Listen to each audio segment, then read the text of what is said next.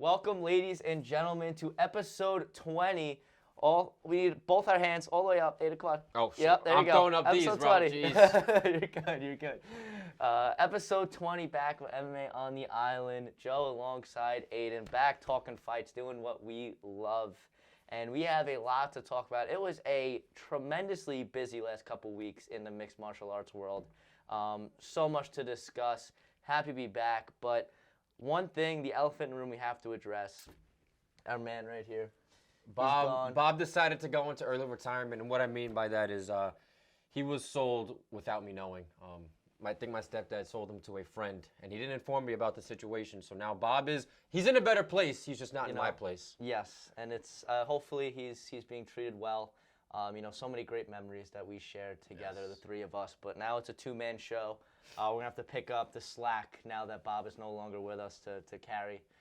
With his charming, great looks and his absolutely stellar physique, which he had on display each and every episode.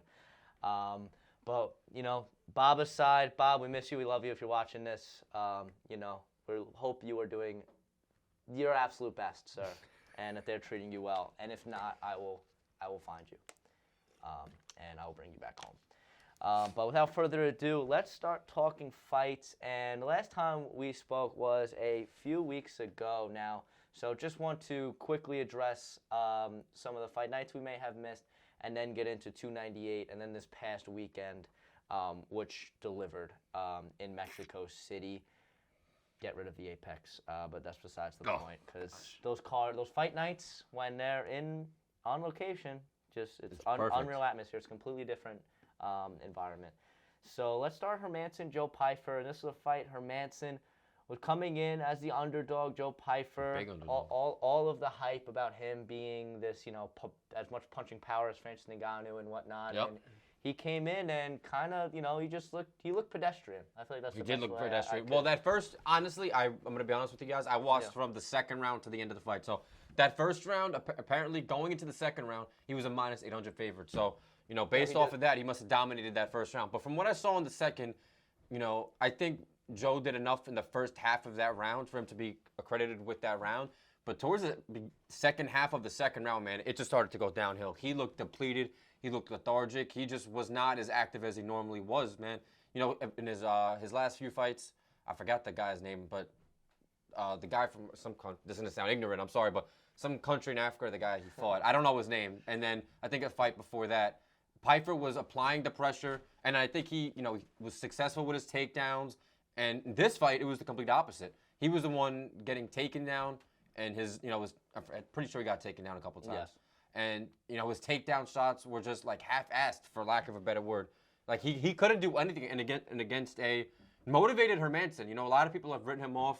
I think his last fight prior to that was against Dolidze, and Dolidze actually just lost a couple weeks ago as well. But yeah, after he lost to Dolidze, he took the entire 2023 off. He came back against a really hot prospect in Pyfer, but it caught me by surprise, and I'm sure it caught Joe by surprise. Absolutely. But the way both of them performed, like I just mentioned, Pyfer wasn't that same active and aggressive fighter as he normally was, and Hermansson was what I thought Pyfer was going to be in that fight. He was the one applying the pressure.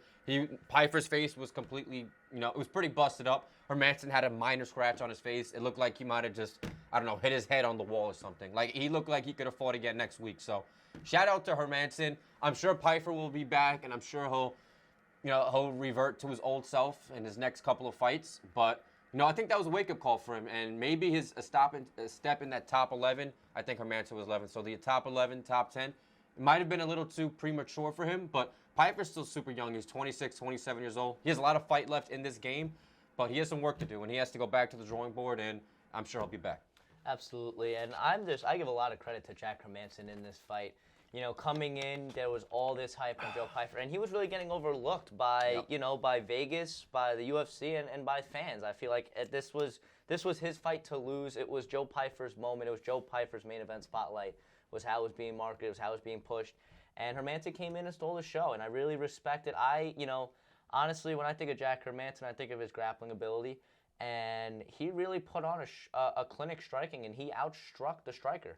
So I was very impressed with Hermanson. I think that after a victory like that, he deserves to stay in the middle of the pack and a middleweight division that has a lot of options for him. You could go to a guy like, Roman Dolce, who's coming off of that loss but is above him now.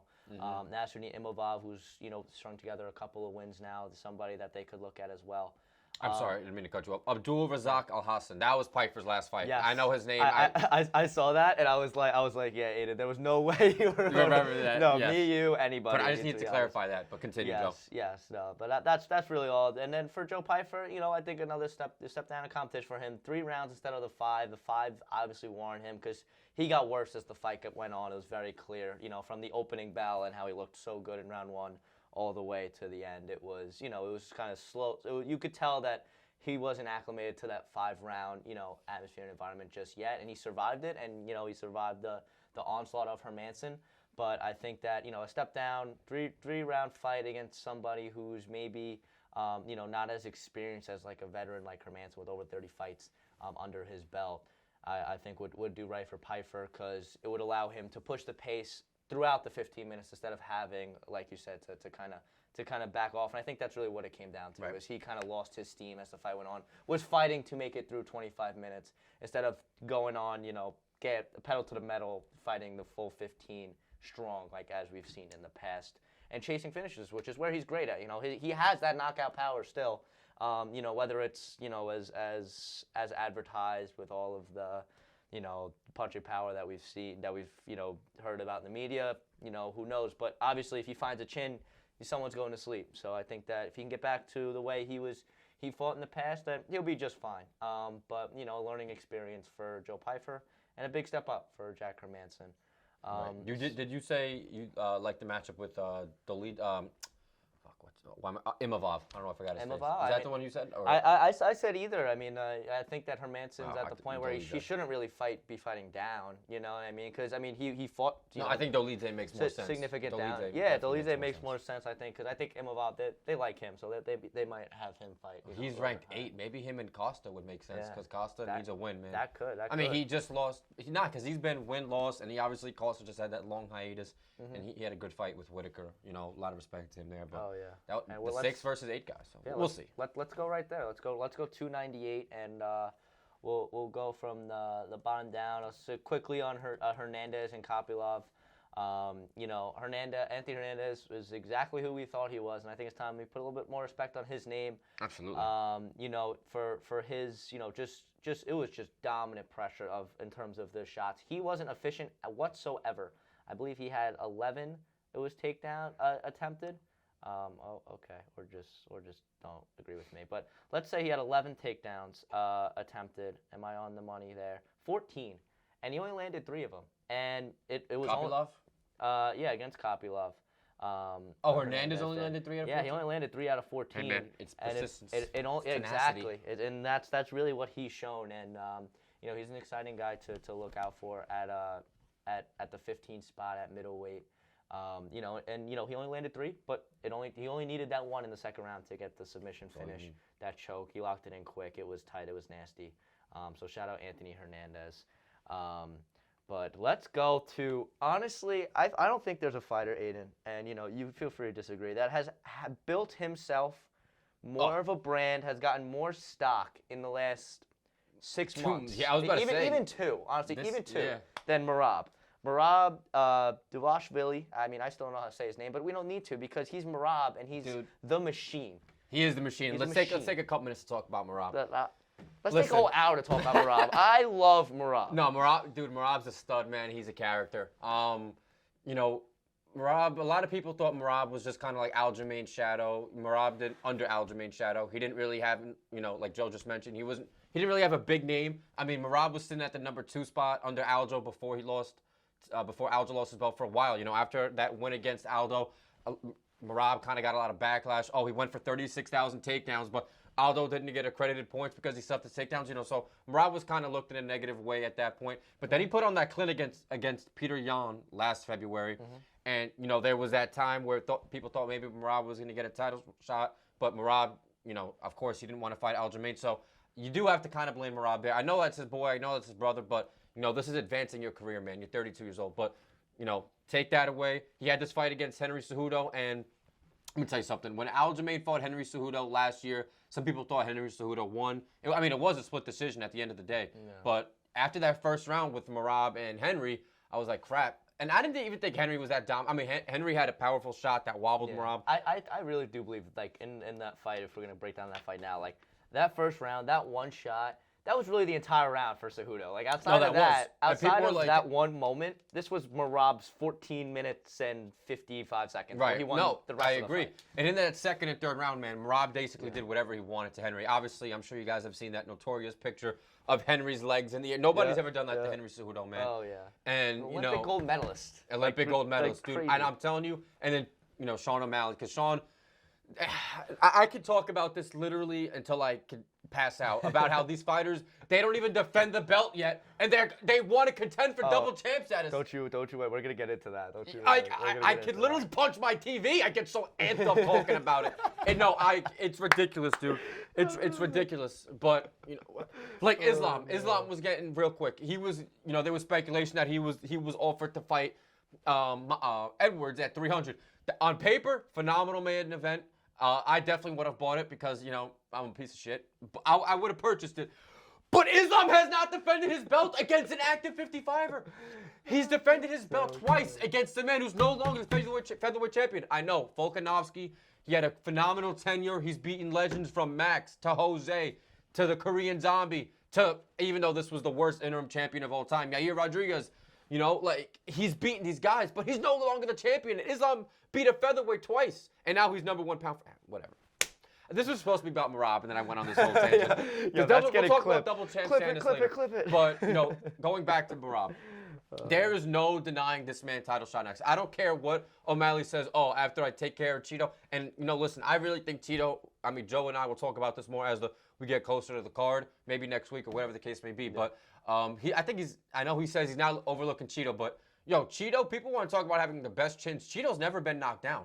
The problem with Cheeto is he doesn't know when to put, the pedal to the metal. He likes to do that sometimes too late in the fight, but I think if he changes his game plan a little bit and applies that, third and fourth round pressure in the first round, man, I really think he has a strong shot at being the champion.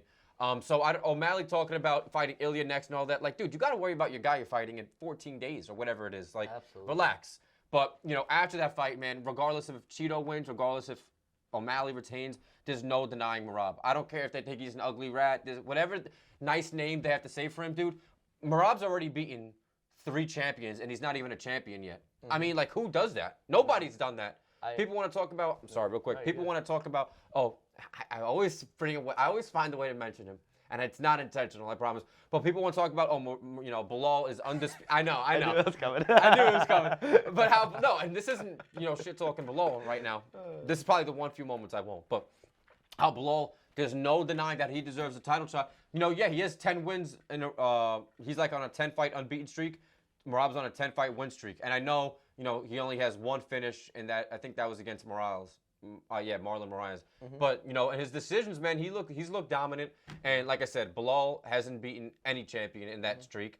Merab's beaten 3. So if you want to talk about a guy who's a clear-cut contender, it's Merab, and there's no refuting that. All right, Joe, this floor is yours. Absolutely. I need a sip of my water. And you hydrate, my man, because that was an all-time great rant for the pod right there. I loved it. I loved every second of that, and I look forward to clipping it out. But for Merab, and I think the biggest thing, because there's no denying the talent, there's no denying the win streak, there's no denying his gas tank, and him being the machine in every sense of the word. Right. But I think the biggest thing, and as we've seen in terms of his stock growth. The stock growth hasn't been because of it has been a little bit about what he's done in the octagon, but it's more about what he's done online. And I think one of the biggest things on these through social media, whether it's these videos that he's been creating that have been absolutely hilarious. I have seen multiple at this point. It's hysterical stuff. It's whether it's comedy or just it's great. Merab's showing off his personality. Has really led to a boost in just his stock in general. And I think that's a big thing we've talked about. We've talked about it very early on the podcast, first few episodes. But Merab is living proof that and Merab, I think, has now realized this, that marketing yourself as a fighter is one of the most important things to do, because it's not a sport where you get these big opportunities necessarily just based on your performance on the field, in the octagon, whatever the case may be. That's every other sport. In the wild world of mixed martial arts, you get your opportunities based most of the time on popularity, along with your performance and abilities. Merab has now realized that. He's now made a strong push, and that's why he's become one of the more popular fighters. And this win against Cejudo could not have gone any better for him, outside of maybe a finish. That would have been the icing on the cake. But in terms of just pure domination, as it, taking Cejudo up, slamming him in front of Zuckerberg, talking to Zuckerberg, make fight, he's showing his personality starting to come out. The fans are gravitating towards it, and I'm super happy for Merab, because it's long overdue in terms of him deserving a title shot. And we're gonna get into the champ stuff later, in Far From Unanimous. But for now, my 2 cents is I think that O'Malley is absolutely looking over Cheeto, and we'll talk about more of that later as well. But I think he's very worried, because I don't think unless he catches Merab, which we've seen people catch him, and it was the same left hook that both Moraes and Cejudo dropped, knocked down. I don't think he knocked down Merab. I think Merab just stumbled. Oh, just stumbled. Yeah. Okay, yeah, but it rocked him a little bit. Right. But either way, there's obviously some things that Merab has to work on. But if he can avoid, one of those power shots from O'Malley and just get him on his back, what the heck is O'Malley gonna do? And I think O'Malley knows that. So I think that Merab, he's next for the title. Ding dang done. Cejudo supposedly, to flip it to Cejudo now. He's not going to retire, actually. So there was a lot of talk about him retiring. He took off his gloves after the fight. And Dana didn't give a shit. Dana didn't give a shit and didn't give him his time on the mic. But he's right, though. Dana has a point. He had his hoorah moment 3 years ago. Unless you're John Jones, you're not going to get that twice. And John didn't even retire in 2020. He just, obviously Jones' situation transpired. But yeah, Dana's not. Dana wasn't. And I don't blame him. No, I don't either. But you heard who Cejudo called out, right? Yes. He called out freaking who the freak fought this Moreno.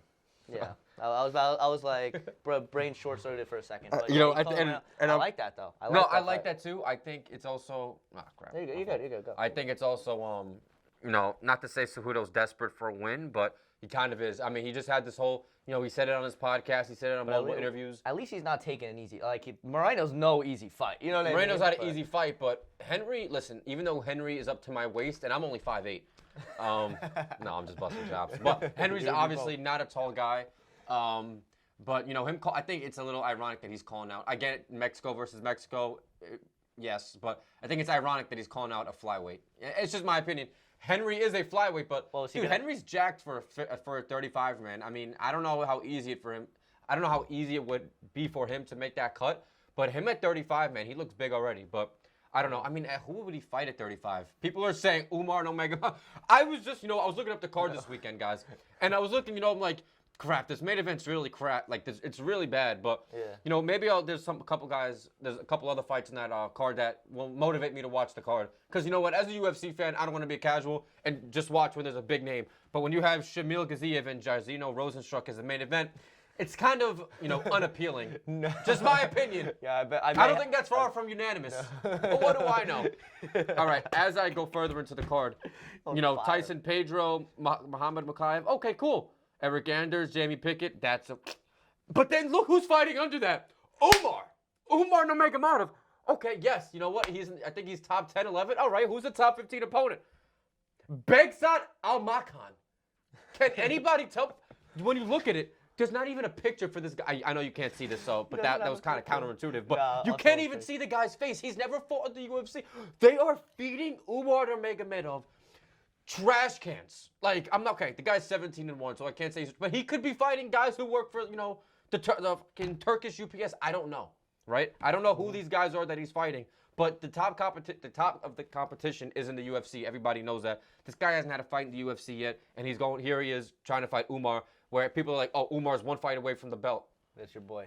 Okay. He looks like he's a good Kazakhstan. I don't know why I said Turkish. Yeah, Kazakhstan. And he's 17 and 17 and 1. Great. 17 and 1. Can you tell me anybody on that card that you know? No, absolutely not. So I'm not defending it. And you know what? I also think too, from what I've heard, he does have trouble getting fights booked. Umar does.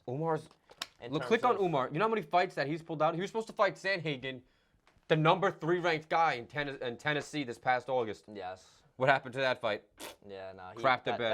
That was on him. So I think part of it is on him as well. But that's a big up. You beat Sandhagen. Guys don't want to fight though. You beat Sandhagen. Yeah. A guy who contended for the guy who's outside Merab deserves a shot at the belt.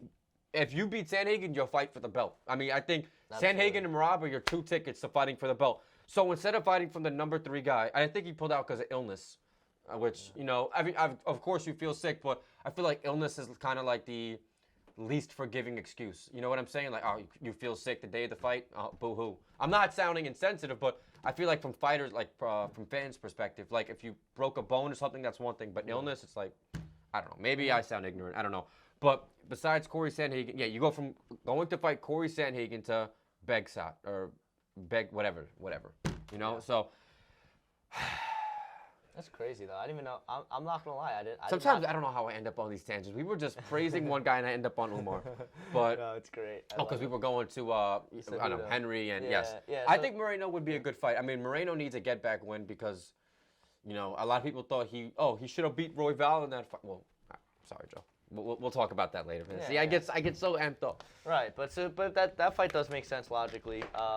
If Cejudo decides he wants to go back down to 25, which, like you said, he looks pretty stocky, 35. So that would have to be a tough cut for him to get back. Especially he's 37 years old. It only gets harder, man, as your metabolism slows down. Exactly. So he used to get it done, but we'll see. I'm not gonna lie, I did enjoy watching Cejudo get beat up because he's. I like Cejudo, man. I love the cringe. No, see, I can't stand. I respect him as a fighter's accomplishment. Anyone who doesn't is just a hater. Because that man is one of the most accomplished combat sports athletes of all time. The youngest Olympian ever, dude. There's no denying it. There's no denying it. Right. Exactly. The results speak for themselves. But he is the king of cringe for a reason, and a lot of what he does, I find to just. I like cringe that's also funny. I don't find his. I think Usman's cringe is funny. I know we're not talking about Usman, but I know you think Usman's cringy. I love Usman, man. You know what? Usman has started. He started to grow on you? Usman, when now that he's not a champion, has definitely started to grow on me more. He was frustrating because like half of his championship fights were just the worst. And the other half were like the best, and it just pissed me off that like he couldn't always just deliver good fights. Yeah, but you know what I mean? And he was always headlining. The same way with Izzy, where half Izzy fights are amazing, half of them are trash, and that's why I'm like about Izzy because like I like guys that just always deliver. I think only like one of Izzy's defenses was exciting. I think the Paulo fight. The Paulo fight that was a good finish. That was a great finish, but too, the second Whitaker fight was okay. It was good, yeah. Right, but the Romero, the Cannonier. Oh my god. And then I'm missing another. And he fought Vettori again. Yeah. I mean, those. You don't even need Benadryl. Just watch one of Izzy's defenses. Exactly. But as when Izzy contends for the belt, I mean, look at the way he fought against Castellum. Look at when he beat Whitaker the first time. Look at when he beat Pereira to get the belt back for a second stint, a brief stint. But I guess there's a different motivation when you're a contender. Trying to attain or in his case retain the belt rather than when you're the champion. Because when you're the champion, you're already at the top of the throne. But when you're not, you got something to work towards. So true. That's a great point. I didn't even think of it from that perspective. And when you think about it, yeah, I mean, when he's had kind of that chip in his shoulder, he just fights a lot better. Right. So hopefully that leads to a great fight with him versus Hamza. Maybe we've seen these posters. Have you seen that? I have not. Yo, Hamza, I don't even. I could give 2 shits about Hamza, dude. Hamza went from fighting 3 times, fucking I don't know, 4 months, something ridiculous, and now.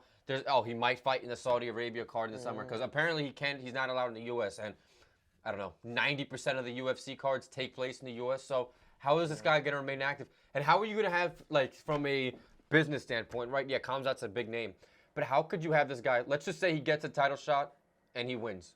If this guy is not allowed in the U.S., and this is being generous, he'll be able to defend his belt once a year at the maximum, maybe twice. And actually. I think twice is still generous because he'll fight in Abu Dhabi, Saudi Arabia, whatever. Like, it just doesn't make sense to me. He needs to get his visa, whatever his situation is that's prohibiting him from entering the U.S. That needs to be resolved before we could, say Khamzat title shot this, Khamzat should be champion this. Because again, you don't want to have a stagnant champion that's just causing a holdup in the division, and that's what looking to happen if he wins the belt. So. That's why I'm not really understanding the whole Khamzat thing. Him saying, "Oh yeah, I'm active now. I'm back after he beat Usman on 10 days," which really, I'm not just saying this because I like Usman. I really thought Usman, it should have been a draw in my opinion. It was very close. It was very close. From a guy who doesn't even fight at 85 and a guy who was on the couch 10 days prior. Yeah. I mean, fucking Chimaev had a whole camp to fight Costa. So, I don't know, man. If those two fought at 70... Drop the account on Kamaru Usman. I'm dropping the account. I'm not dropping $100. I'm dropping the account. No, but see, that whole Khamzat thing just blows my mind away, man. No, it does. But just to let you know, apparently they were promoting for that Saudi Arabia. I think they're doing a fight night now. I think it's I think you're right. Card. They were promoting the main event as being Izzy versus Khamzat. Apparently it was on a website. Who knows that like attached to Saudi Arabia, like vacation, whatever the case may be. So who knows the truth and reliability of that? You want to give it a reliability score, probably a 3 out of 10. But something definitely to keep in mind, and something that could make for a very interesting 5 rounds. That's a very interesting fight. I think Izzy because Khamzat can't strike with Izzy. He's gonna try and take him down and. But then I think of the gas. You know what I mean? Like I was telling. He can't do 5 rounds. I was telling my little brother this. I said if the first 2 rounds, if Khamzat can grapple like crazy and find a finish, that's his path to victory. But if it goes more past the 2 rounds, I think he's going to gas out and Izzy's going to knock him out. He's toast. I 100% agree. Yeah. But, Adesanya needs to work on that wrestling because you look at his last few fights. Strickland never goes for a takedown. He's just not even a kickboxer. He's a boxer. He's a boxer with a teep kick. A successful teep kick, but, for the most part, he's just a boxer. Mm-hmm. And then Pereira never goes. I think Pereira went for 1 takedown in his 7 fights so far, and that was at Madison Square Garden, 281 against Adesanya. Mm-hmm. But other than that, dude, in 7 fights, he's only went for 1 takedown. So these guys are kickboxers and boxers, and those were his last 3 fights because it was Strickland, Pereira, and then before that Cannonier. Yeah, Cannonier's he's not really a grappler himself. No. And then Whitaker is kind of mixed. So his last 4 or 5 fights, dude, he hasn't been going against grapplers. Khamzat, he has hands.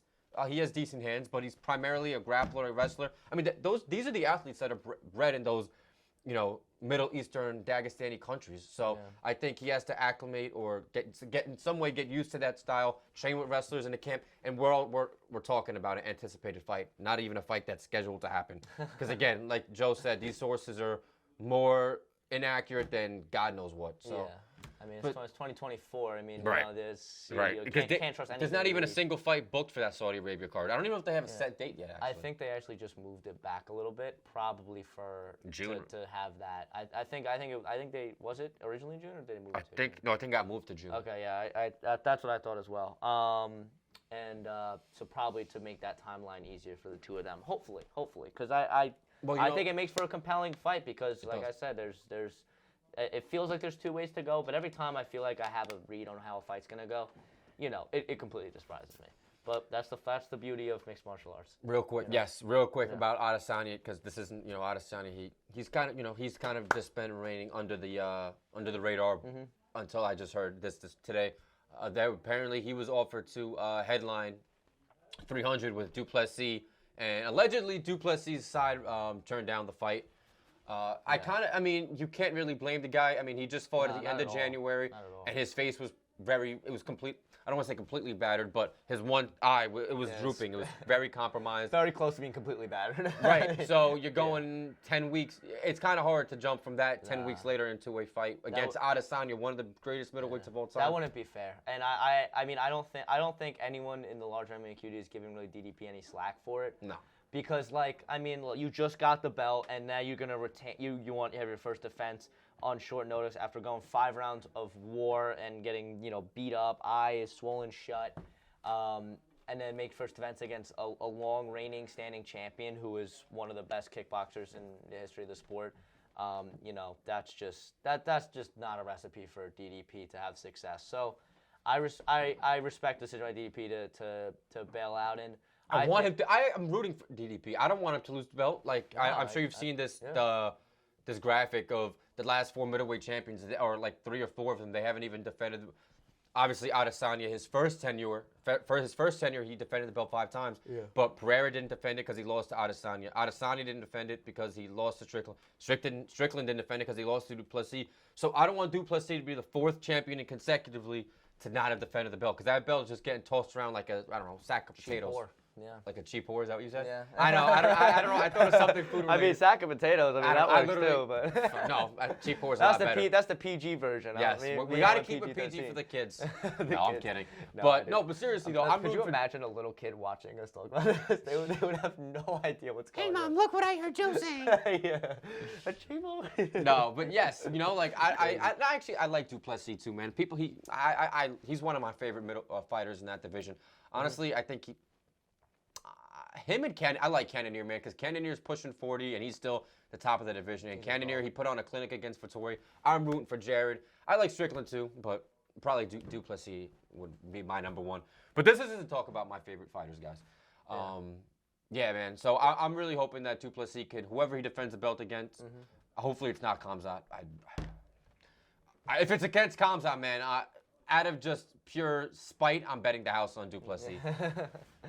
No, I don't think they're gonna give Khamzat that shot. I think that Izzy Khamzat. I think that makes sense. That's probably where they're gonna go next. That'll be a big fight, and if they put that on a fight night, I give them a lot of respect. That's the pay-per-view main event right there. It really could be. It really. You think Mr. Krabs is gonna do that? That's why I was shocked when I saw it. I was like, for free. I'm like, that's crazy. I mean, not even for free anymore, but What do you mean? Because you got to pay for ESPN Plus. Plus. So no fight's really free.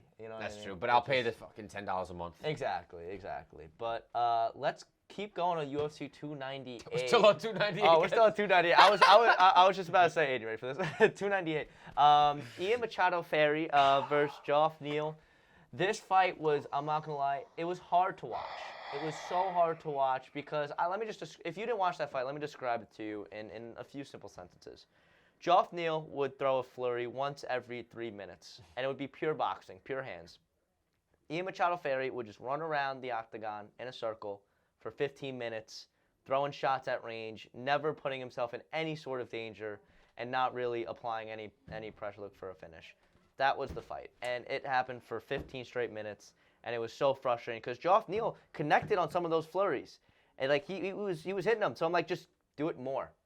But he would just stand there with his heavy high hand boxing stance, and I like Geoff Neal. I like him too. But it was so uncharacteristic of his performance. I don't know. I still think he won the fight. Listen, I thought he won the first 2 rounds. I don't hate that opinion. I gave Ian do? Like you said, he was circling around the fence. I mean, it was just Jeff had him in a clinch. Jeff wasn't as active as I'd like to. Oh, I forgot to mention they were clinching for like probably maybe 5 of those minutes. Yes, that was the one thing I missed. Sorry guys. So much entertainment. But I'm telling you right now, like Jeff right now, he going into that fight, he was 15-5, so now he's 15-6, and now Ian's 14-0. If those records had been flipped, Ian would have a loss on his record. I think Ian was accredited with that win because he's undefeated. And people would have been like, oh my gosh, he lost a split decision to Geoff Neal? That doesn't sound right. So they let Ian win the fight. And even though, again, I don't think Ian did shit in that fight. Yeah. I mean, not for nothing. Like, Ian is prompted to be the super, and now he's sitting at number 6 in the welterweight rankings, which is, I mean, you're bordering the top 5. If you're at number 6, that means you could be a fight away from the belt, which in my opinion is just, like I said, mind-boggling. I don't think he's there. No, not even in the slightest. It was smart for him to call out Colby, and as much as I hate to say it, I think I would probably favor Ian in that fight. Yeah, me too. Fuck, I mean, honestly, if Colby can come out and turn back the clock and use the wrestling and the pressure and the cardio that we're used to seeing from Mr. Covington, then I do lean. But again, that's talking about a fighter turning back the clock.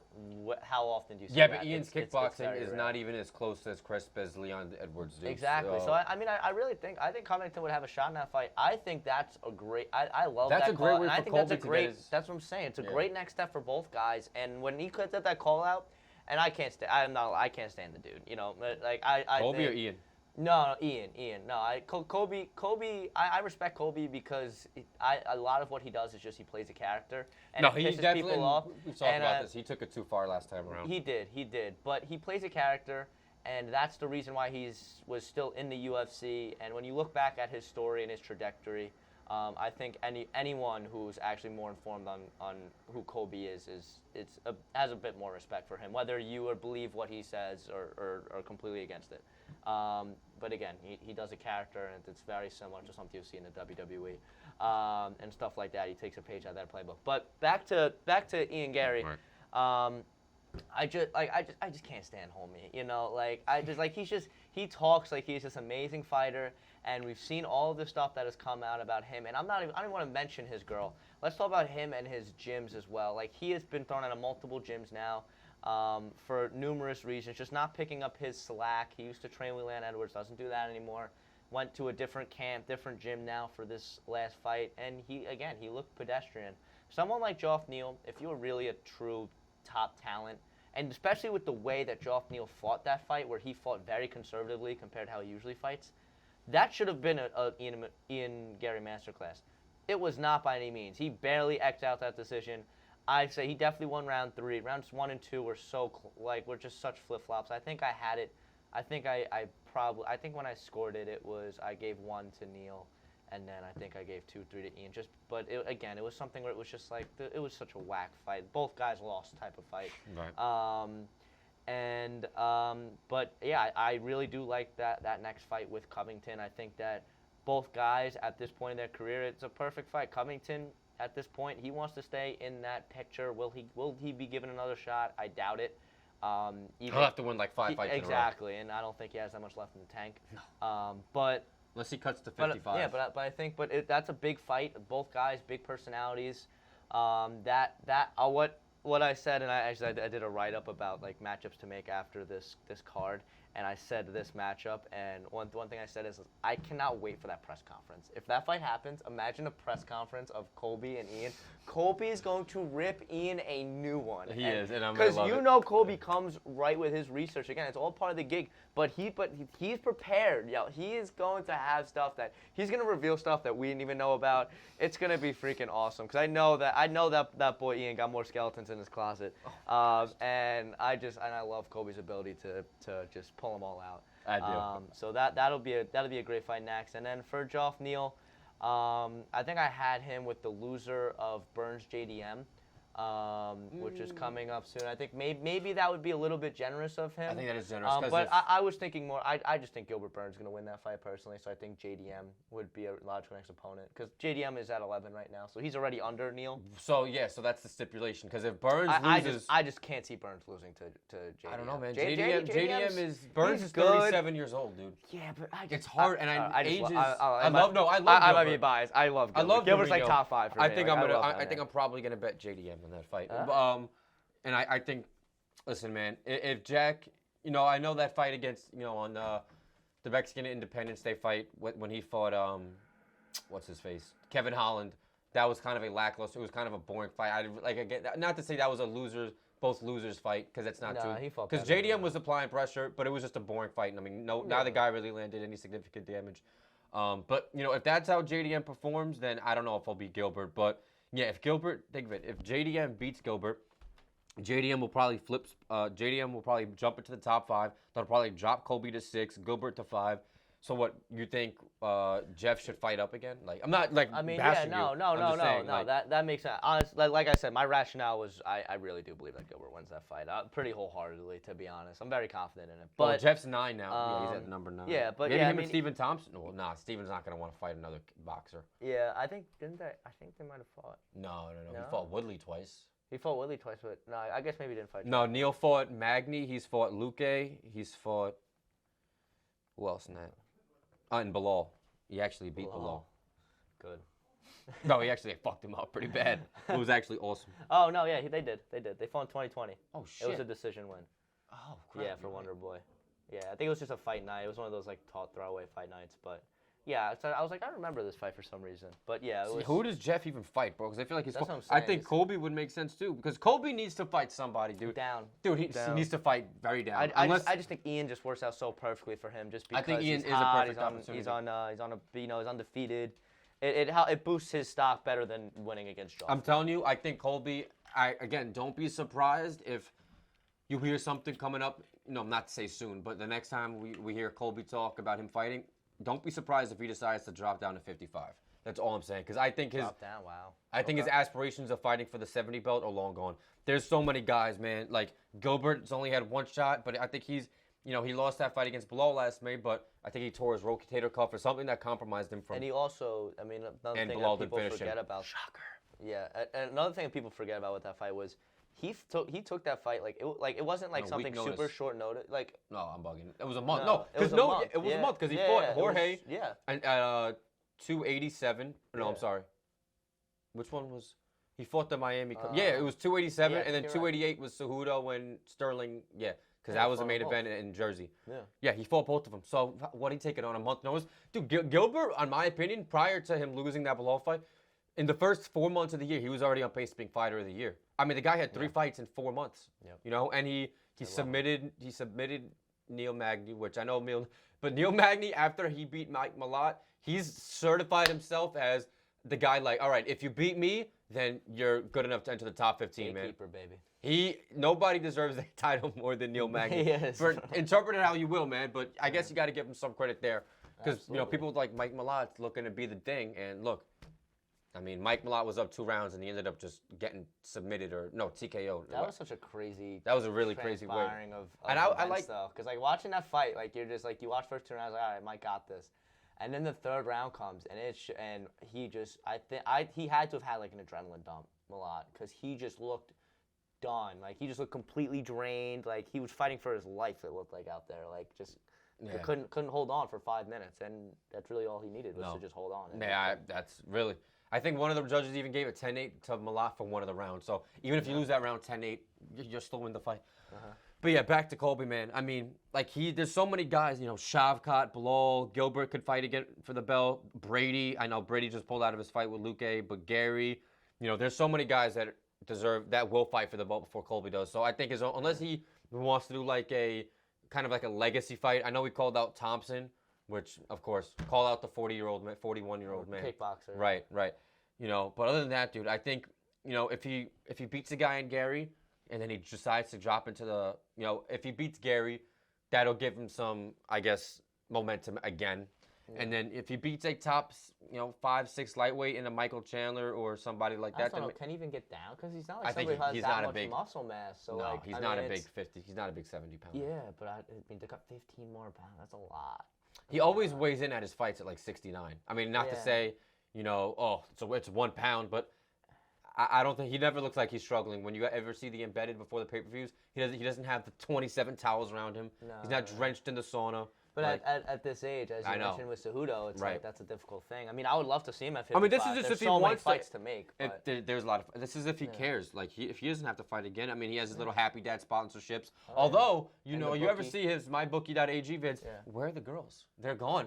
They were forced on his payroll. I peeped that because he was in. I think the last one he was in the hot tub by himself. Yeah. I was like, yo, where are the bikini girls? This is ridiculous.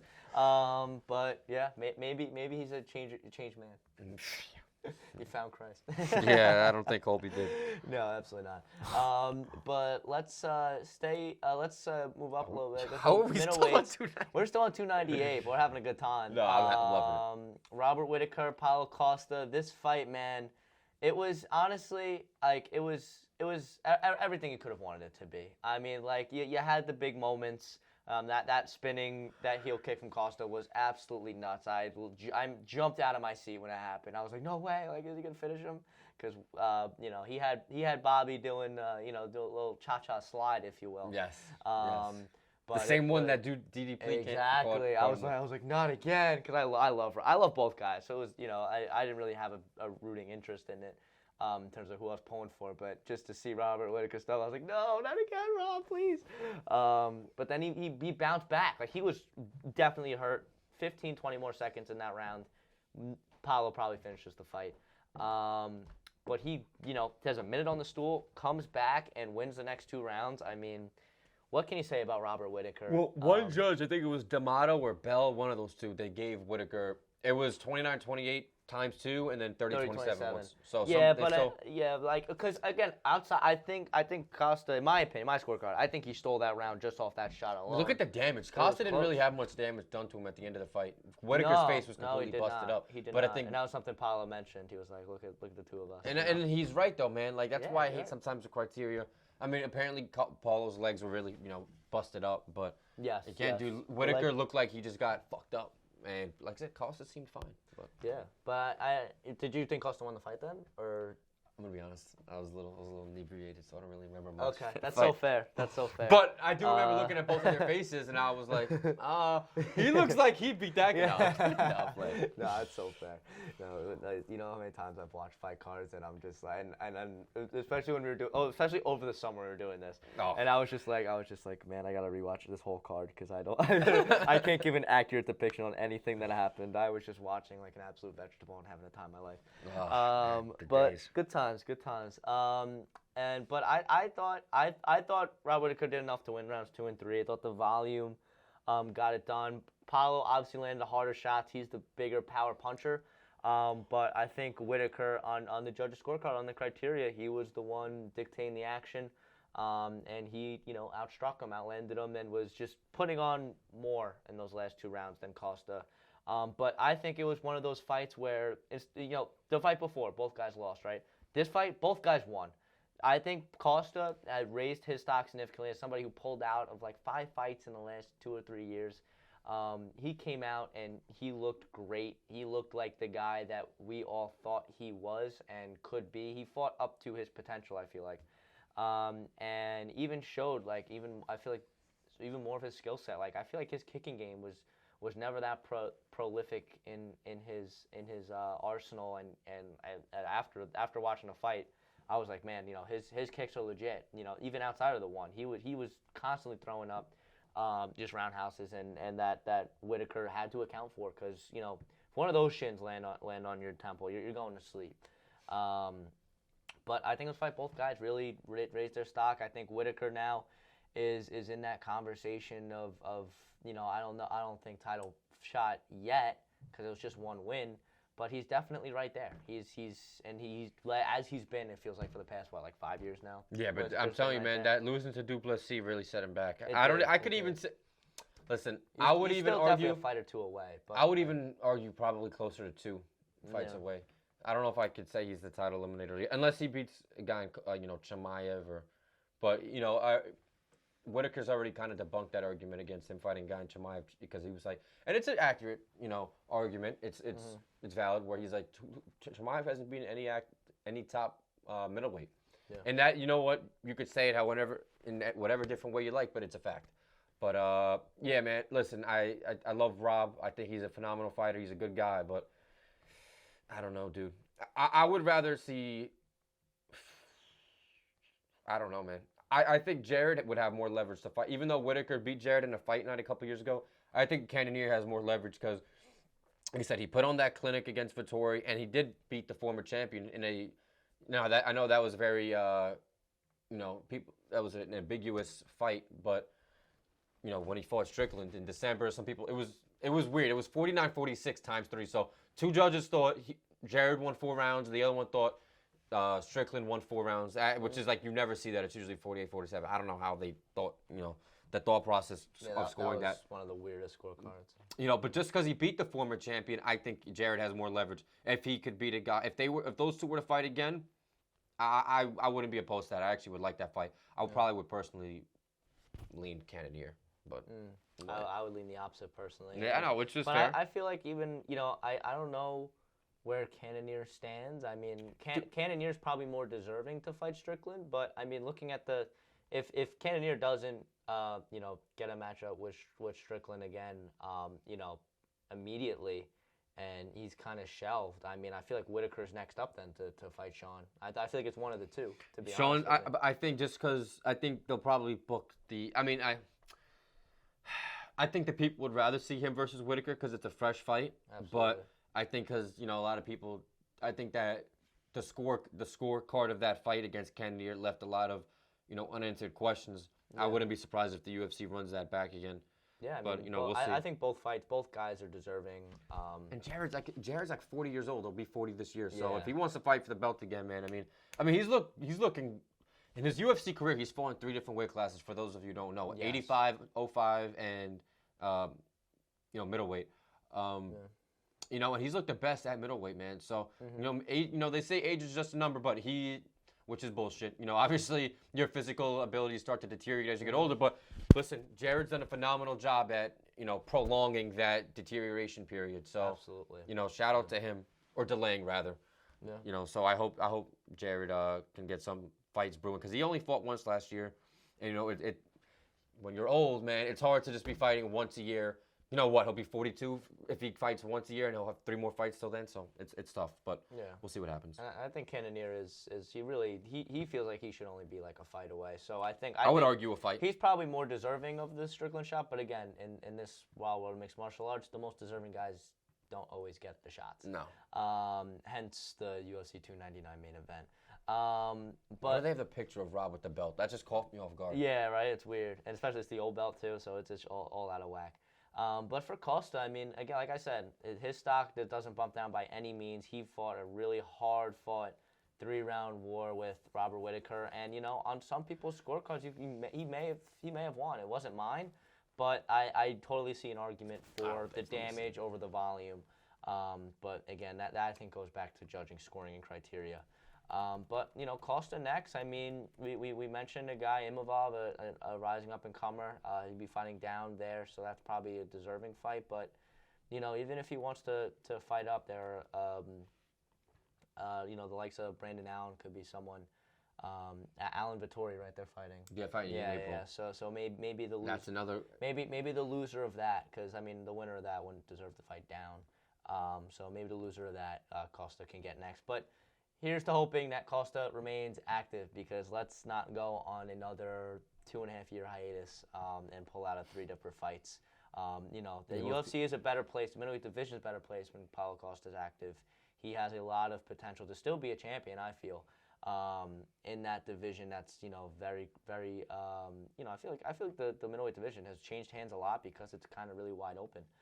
So there's a reality where Costa makes a run, and I think he probably wins his next fight regardless of opponent, and gets back on the win column. Well, I think maybe they'll try and get him. They'll probably try and get Costa a fight where he has a high chance of winning, maybe, in a guy in and probably a finish too. Imavov or somebody. Yeah. Imavov's tough, but I would probably lean Costa. Yeah, I think if he touches, if Costa touches Imavov, I think it's bedtime. Right. But let's go to the main event and talk about destiny and speaking something into existence. And Aiden just. You want to talk about the 45 title picture or just this fight? Because we can go into all of it. We can go into all of it. Because actually we're waiting on the title picture. I just remembered I have that later in the show. You do? All right. Yeah, but for now, let's talk about that fight. And let's talk about a man who on his Instagram, he already put UFC champion. He already put is now 15-0. Am I right on that? 15-0, and he already had a documentary being made about him becoming a champion. His story, road to the title. He didn't win the fight yet he came out. He did exactly what he said he was gonna do. It took him a round later, but I mean, Volk looked sharp. People were like, Volk looked slow. Dude, did you see Taporia's face in the press conference? I mean, he was wearing the sunglasses. His nose was busted up. Like, he took damage, and it was only a round and a half. Yeah, exactly. Like, so I think people are undermining what Volk did in that first 7.5 minutes of the fight. Absolutely, because that first round was competitive. Was super close. Yeah. I mean, I wouldn't know. I leaned Volk. I'm not lying. I think I agree. I think I did have Volk in the first round. Because he was successful with that jab, and even Taporia, commended him for that. Yeah, in the post-fight interview, he was like, I was surprised with how quick Volkanovski and how powerful his jabs were. Yeah. So listen, Volk needs to actually take some time off, and it's weird though. People are like, Volk is super active, and he's been recently, but you think about it. He's been the champ since 2019, and this is the whole featherweight thing. Oh, he's had 5 defenses. He's been the champion since 2019, but he only defended the featherweight belt once last year, and that was against Yair. And after that fight against, Ortega, I mean, Yair's stock has dropped, especially after having a pretty dominant first round and then getting submitted the way he did. And a minute into the third round, it speaks volumes, you know. And then before that, he defended the belt against Max in the summer of 20. I'm sorry, I think I have my years wrong. No, he defended the belt against Max in July of 2022, and then I think Korean Zombie might have been 2021, or that might have been 22 as well. No, Zombie was more recent. Zombie might have 23. No, Zombie was not 23. Are you Volk sure? fought Islam twice, and then he fought Yair in the summer. Oh, okay. So it was 22 then. Had to be. I don't know, man. It might have been 21. Double check that real quick. If it's 21, Then it's only one featherweight freak defense out. per year, if that's the case. 22. Yeah. It was 22, so he fought Max and Chang Sung Jung, or the Korean Zombie. Okay. All right, so that's 2 defenses. But Yeah. still, man, like, I don't know, dude. I don't know if he deserves that instant rematch. It's tough because he got the instant rematch with. We're gonna get. We'll talk about that. We'll debate that. If you want to just talk strictly about the fight, man, I mean, dude, and even Volk said, like, you know, him and his coach discussed what cannot happen, which is with the power puncher. But Topuria's not just a power puncher. He doesn't just throw these bombs. He's precise. He's accurate. Yeah. Power puncher's not a great way. Like No, that's not. That's doing him. He has the power of a power puncher. Exactly. But he's not a power puncher because he's so precise and he's accurate with his shots. And, you know, he had Volkanovski backed up. He had him in danger. He had him, you know, worried. And, well, we caught him with that beautiful hook, man. It was insane. And just the way he was so poised. And, you know, Topuria looked like a veteran in there. I'm not going to lie. And that was Topuria's 7th fight in the UFC, which is remarkable. And he's only 27 years old. So there's so much room for improvement and growth. I'm not just saying this. I'm not jumping to the gun early. But if Topuria can remain on this trajectory and eventually improve, because Topuria's, in my opinion, like, he gained 1 million followers after that fight on Instagram. Like, he's becoming one of the biggest stars in the UFC, in my opinion. He is replacing. I'm not saying he is and will be, but for that division at the time, he's replacing what Conor was. Not to the same degree. I'm not embellishing here, but for that division, he's being, in some respects, what Conor was. And, you know, Topuria's a guy, man, where if he can keep that trajectory, you know, I know he's like, no fights make sense for me because, you know, he just won the belt. And, you know, some people debunk that argument because they're like, what do you mean no fights make sense for you? You haven't fought Holloway, you haven't fought Ortega, you haven't fought Rodriguez, but 3 out of those 4 guys have already fought for the belt. You know, Ortega fought twice. Holloway was a champion, so that's another thing. He fought twice as a challenger. Actually, yeah, as a challenger. So I guess he doesn't want to fight guys who have been fighting for the belt already. That makes sense. And with Evlov, you know, he was saying, you know, he doesn't have any finishes, which is a good argument. Yeah. So. Yeah, so it'll be interesting to see, and we'll get into who we think. I know. We literally just said we'll go into it later, and I started reading it, and I was like, "Fuck, I'm so sorry." You're good. We'll you didn't go too great, so I tried to show restraint. But you know, I thought I loved the combination that Topuria had the finish on. I thought it was a thing of beauty. You know, he went with the right hook to the body, and then came over the top with that left hand, and that was really the shot that hurt him bad. And it was, you know, I think Topuria really showed, you know, between the kicking, the leg kicks, and just smooth boxing, man. I agree. I feel like he could be a champion for a long time. Obviously, there's a lot of names out there and guys that he's gonna have to face in order to defend his belt and build that legacy. But I mean, I can't think of I can't think of a time, at least recently, where I've been more excited about the potential of a championship reign in Ilia Topuria, just because of the fact that I believe in, you know, don't prove me wrong, Ilia, but I feel like every fight he's going to be in is going to be exciting. It's going to be a war, just because his style dictates for that, and he's not afraid to get in there and swing and bang, and, you know, that's exactly what he did against Volk, and he found the finish, and I give him all the credit in the world. Just the confidence and the ability to speak something to existence. That's something that, you know, not everybody is confident to do. I mean, I don't know if me personally would be already saying I want to fight against one of the greatest fighters of our generation. You know, in a long time 5-year championship belt holder, and say, yeah, I'm gonna beat this dude. But that's the mentality that he had. He came in with, and he spoke into existence. So I have to pour you a lot of credit. I think he's going to be an exciting fighter. Whether he reaches the height of Conor's success and fame, I don't think that he'll reach it fame-wise and money-wise, of course, because there will only ever be one of Conor McGregor. But I think he could have a reign that could make him one of the greatest featherweights of all time. And this is fighters. And even fighters. That's a little bullish, and I'll go. But I mean, featherweights, I think that I could very easily. Well, if he becomes the greatest featherweight, then he has to be, because Volkanovski is regarded as one of the greatest fighters of all time. That's fair. So I mean, you have legends in that division. You have Aldo, Holloway, Volk. So you got big names to live up to. And what a start to beat the guy who was 1A and 1B with Jose Aldo in that division. So absolutely, we'll see. It could be something, and it seems like at featherweight these guys go in decent range too. You know what I mean? It's not unlike middleweight where it's just like a changing hand. No, you're right, dude. I mean, Holloway, he like I said, he had three. I think he had 3 defenses. He defended against what? He defended against Ortega. Oh my God, who the fuck else? I think he even beat Anthony Pettis in one of his defenses. I know he fought Anthony Pettis. I don't know if it was for the belt. No. Yes, he did. That was he won the belt. He won the belt from Pettis. Okay. I forgot about that. And then he won the belt from Pettis, beat Aldo twice, beat Ortega, and then he challenged Poirier, moved up, and then he went back down and Wait, so did he have 4 defenses? He had 4 defenses, yeah. Oh shit! So I thought he had 3. Okay. Yeah, no. So 2 against. That's what I'm saying. So 4 defenses and then 5 with Volkanovski. So those guys were, what? He won the belt 2016, I believe, or 2015. So the last 8-9 years, there was only 2 champions in that division. Yeah. And then you want to go back to Aldo, who held the belt all the way before the WEC and UFC merger. He held the WEC belt since 2009, and then the UFC belt in 2011, all the way until 2015. So that was another 4-year run. Right. That consisted of. What weight class has the longevity? 6 title defenses for Aldo.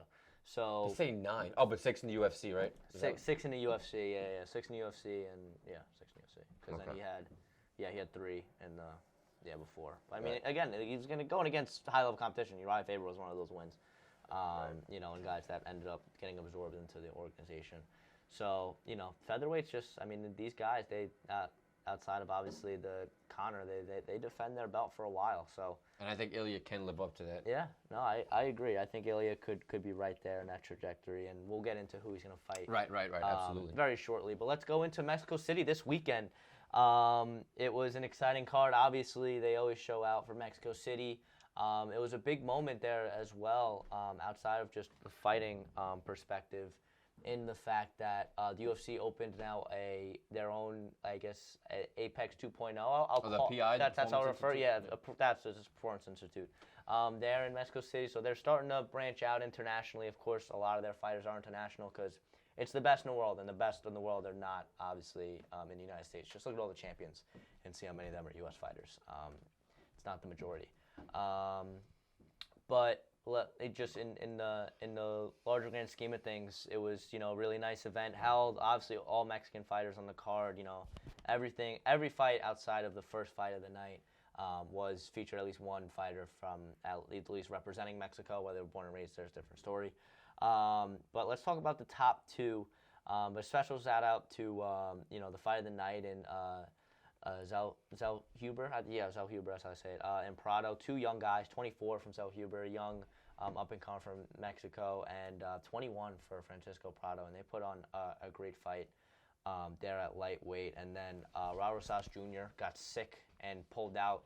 See, that was one thing where I couldn't really, because you talk about the sickness. It was the day of the minutes. Minutes before the fight. Like, that's the difference. I feel like the illness thing, I don't really have an issue with if it's a decent amount of time, like, a couple days before the fight, or maybe the weight cut and you just, you just get sick or whatever. I feel like that's excusable because, especially in a big opportunity, I wouldn't want to go into that feeling sick and not being able, especially if it's a 5-rounder, whatever the case may be. But Raul Rosas Jr. I know he's 19 years old. There's a lot. That's why he won't really. I feel like I don't think they'll be very hard on him. He probably won't get a lot of scrutiny because he's a kid. I guess he's 19. Yeah, but at the same time, there's a matter of professionalism. If you were that sick, you need to be pulling out minutes before the fight. That's ridiculous, they had to pivot all their stuff around.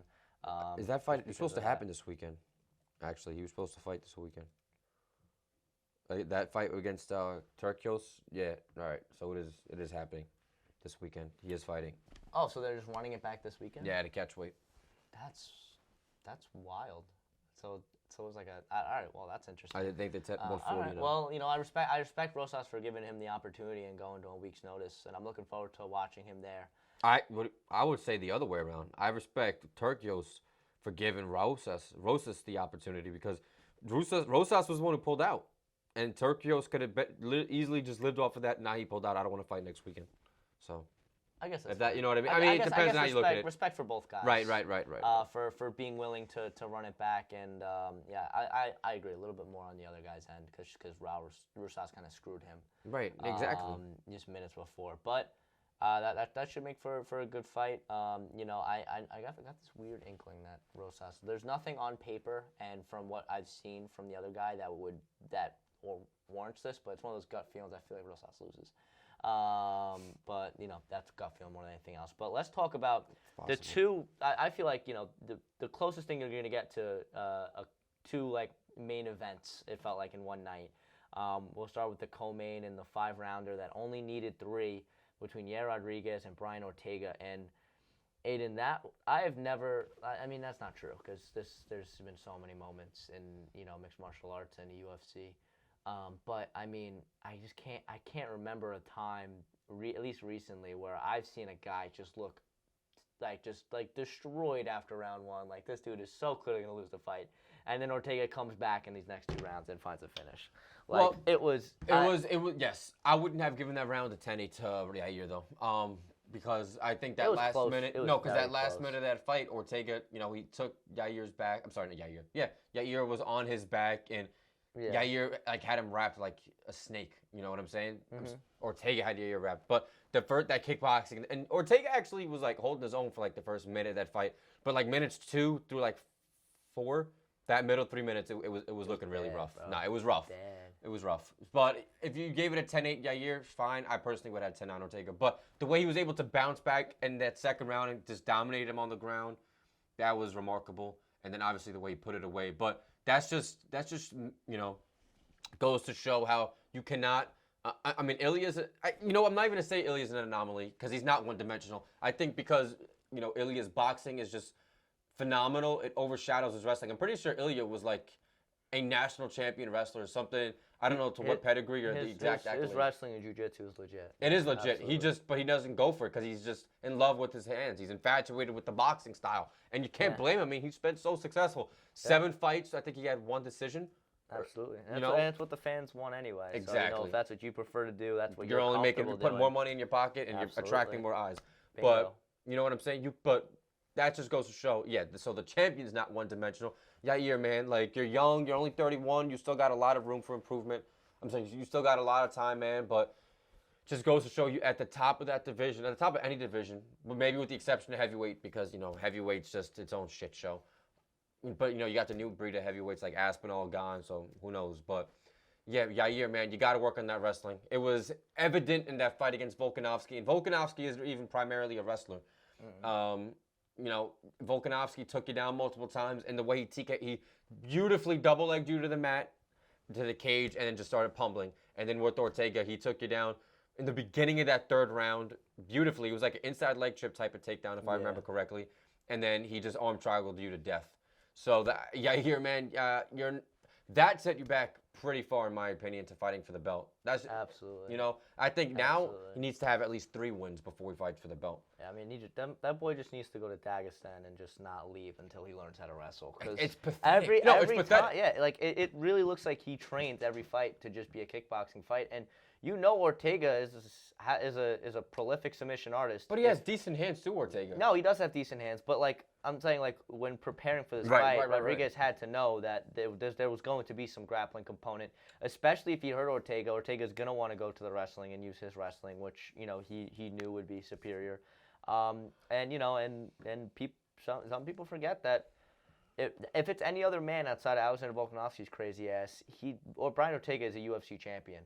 There was Volkanovski by all accounts, and even when he recounted, he's like, I don't even know how I didn't tap to that submission that Ortega had him in that triangle. So I mean, Volkanovski also has like no neck, so it's probably perfect. That's so fair.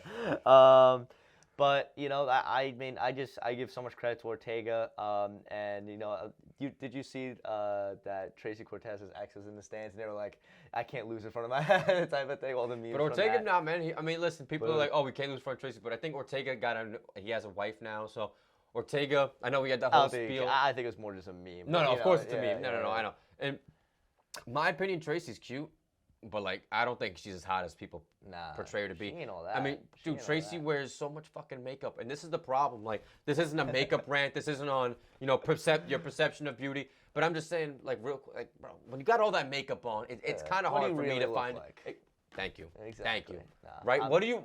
After the baby wipes are done doing their magic, what are we looking Yeah. at? What am I sleeping next to at the end of the night? You know what I mean? Like it's. But that's. Exactly. I'm not a big fan of makeup just in general. Right, But, but yeah, Ortega. It was a lot of people thought this UFC. guy was gonna end up like Tony because Ortega was like, did you hear that thing about the eagle? You know, the eagle lives to 70, and then he goes into hiding, and he comes out, and there's a reformed eagle. Obviously, that's not. I'm paraphrasing there, but I missed that whole thing. oh my what was gosh, that? dude, something about the eagle and being it during, like, the pre-fight rebirth.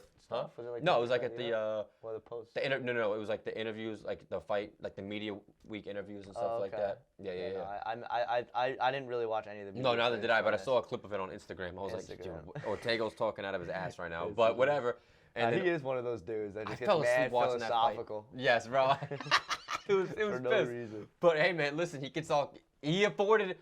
With that win, he could talk crazy till his next fight. Not crazy, but he could sound like a weirdo because, I mean, look, you just beat the former interim champion. And again, I think that Yair being an interim champion, I think he's probably the worst interim champion of all time because, like, dude, because the thing is, it's not that Yair's a good fighter, but it's like when you're regarded as an interim champion, like, oh, a lot of the times it's like, oh, you beat a former interim champion, that like gives you notoriety as a fighter, you know, that gives you, I guess, a momentum boost.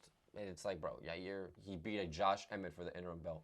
Josh Emmett beat Calvin Kattar in a split decision, or there's a split decision the fight before that. And that warranted an interim belt contention fight. Like, I don't know. That doesn't make sense. Yeah, I'm not gonna lie. You might be cooking. You might be right. Yeah. In Come my on. opinion, he is the worst.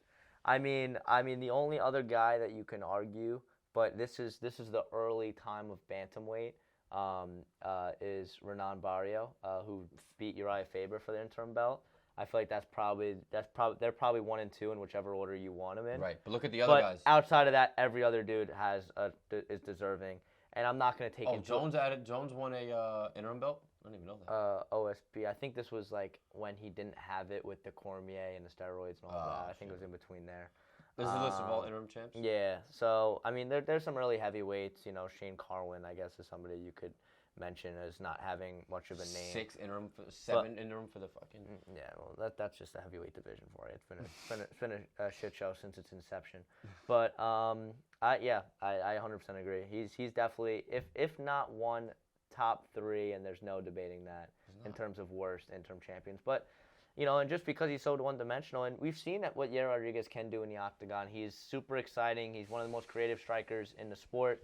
But when you're one-dimensional like that, especially in today's mixed martial arts, where the wrestling just keeps getting better and better, and it's proven to be like one of the most, most dominant fighters ever at this point had a very good wrestling component to their game. And Yair, you know, I guess kind of refusing to like adapt and get better. Guys, I just don't believe that somebody could just be that bad at grappling. I just believe that's just a lack of training of it. It's I really do. care. Like, you know what I mean? Well, maybe his coaches just didn't prepare him correctly. I don't know, Yeah. dude. But like you mentioned before, like, how do you not go into a fight against a guy in Brian Ortega who I don't think Brian Ortega has any decision fights in the UFC. I'm sorry, any decision wins in the UFC because I know both of his title losses were, you know, he lost via decision. But look, and I just saw some. Ortega does not have one.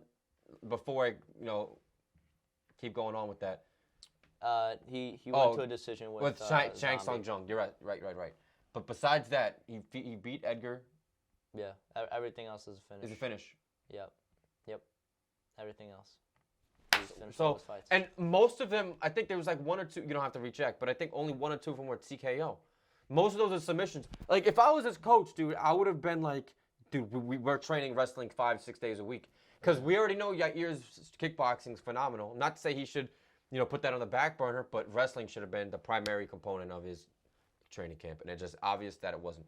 Absolutely, absolutely. So we'll get into who's next in terms of, I mean, for Yair, obviously going to have to fight down. In terms of where he goes, there's a laundry list of guys that he could go to. Because I think he could fight, like, really down. Like, even, like, How down are we talking? like, I mean, I feel like a decent next fight for him could even be, like, Barboza? Were you going to say that? No, not Barboza. I was thinking maybe, because Cater Aljo going to be fighting next. Maybe, maybe he takes The winner? The winner of that. Yeah. It's not really that down. Yair's I mean, 4 or 5. yeah, that wouldn't be that I think down. Yair should. That'd be 4. I thought Yair was going to be swapped with Evlov. I'm surprised that Evlov is. Still behind him, yeah, Yeah. I agree. But I think that's also a reflection of the fact that I think the UFC is because at the end of the day, fighters they do have to agree to a fight, but the UFC has to give them the fights. I don't think they're going to offer Evlov the title fight.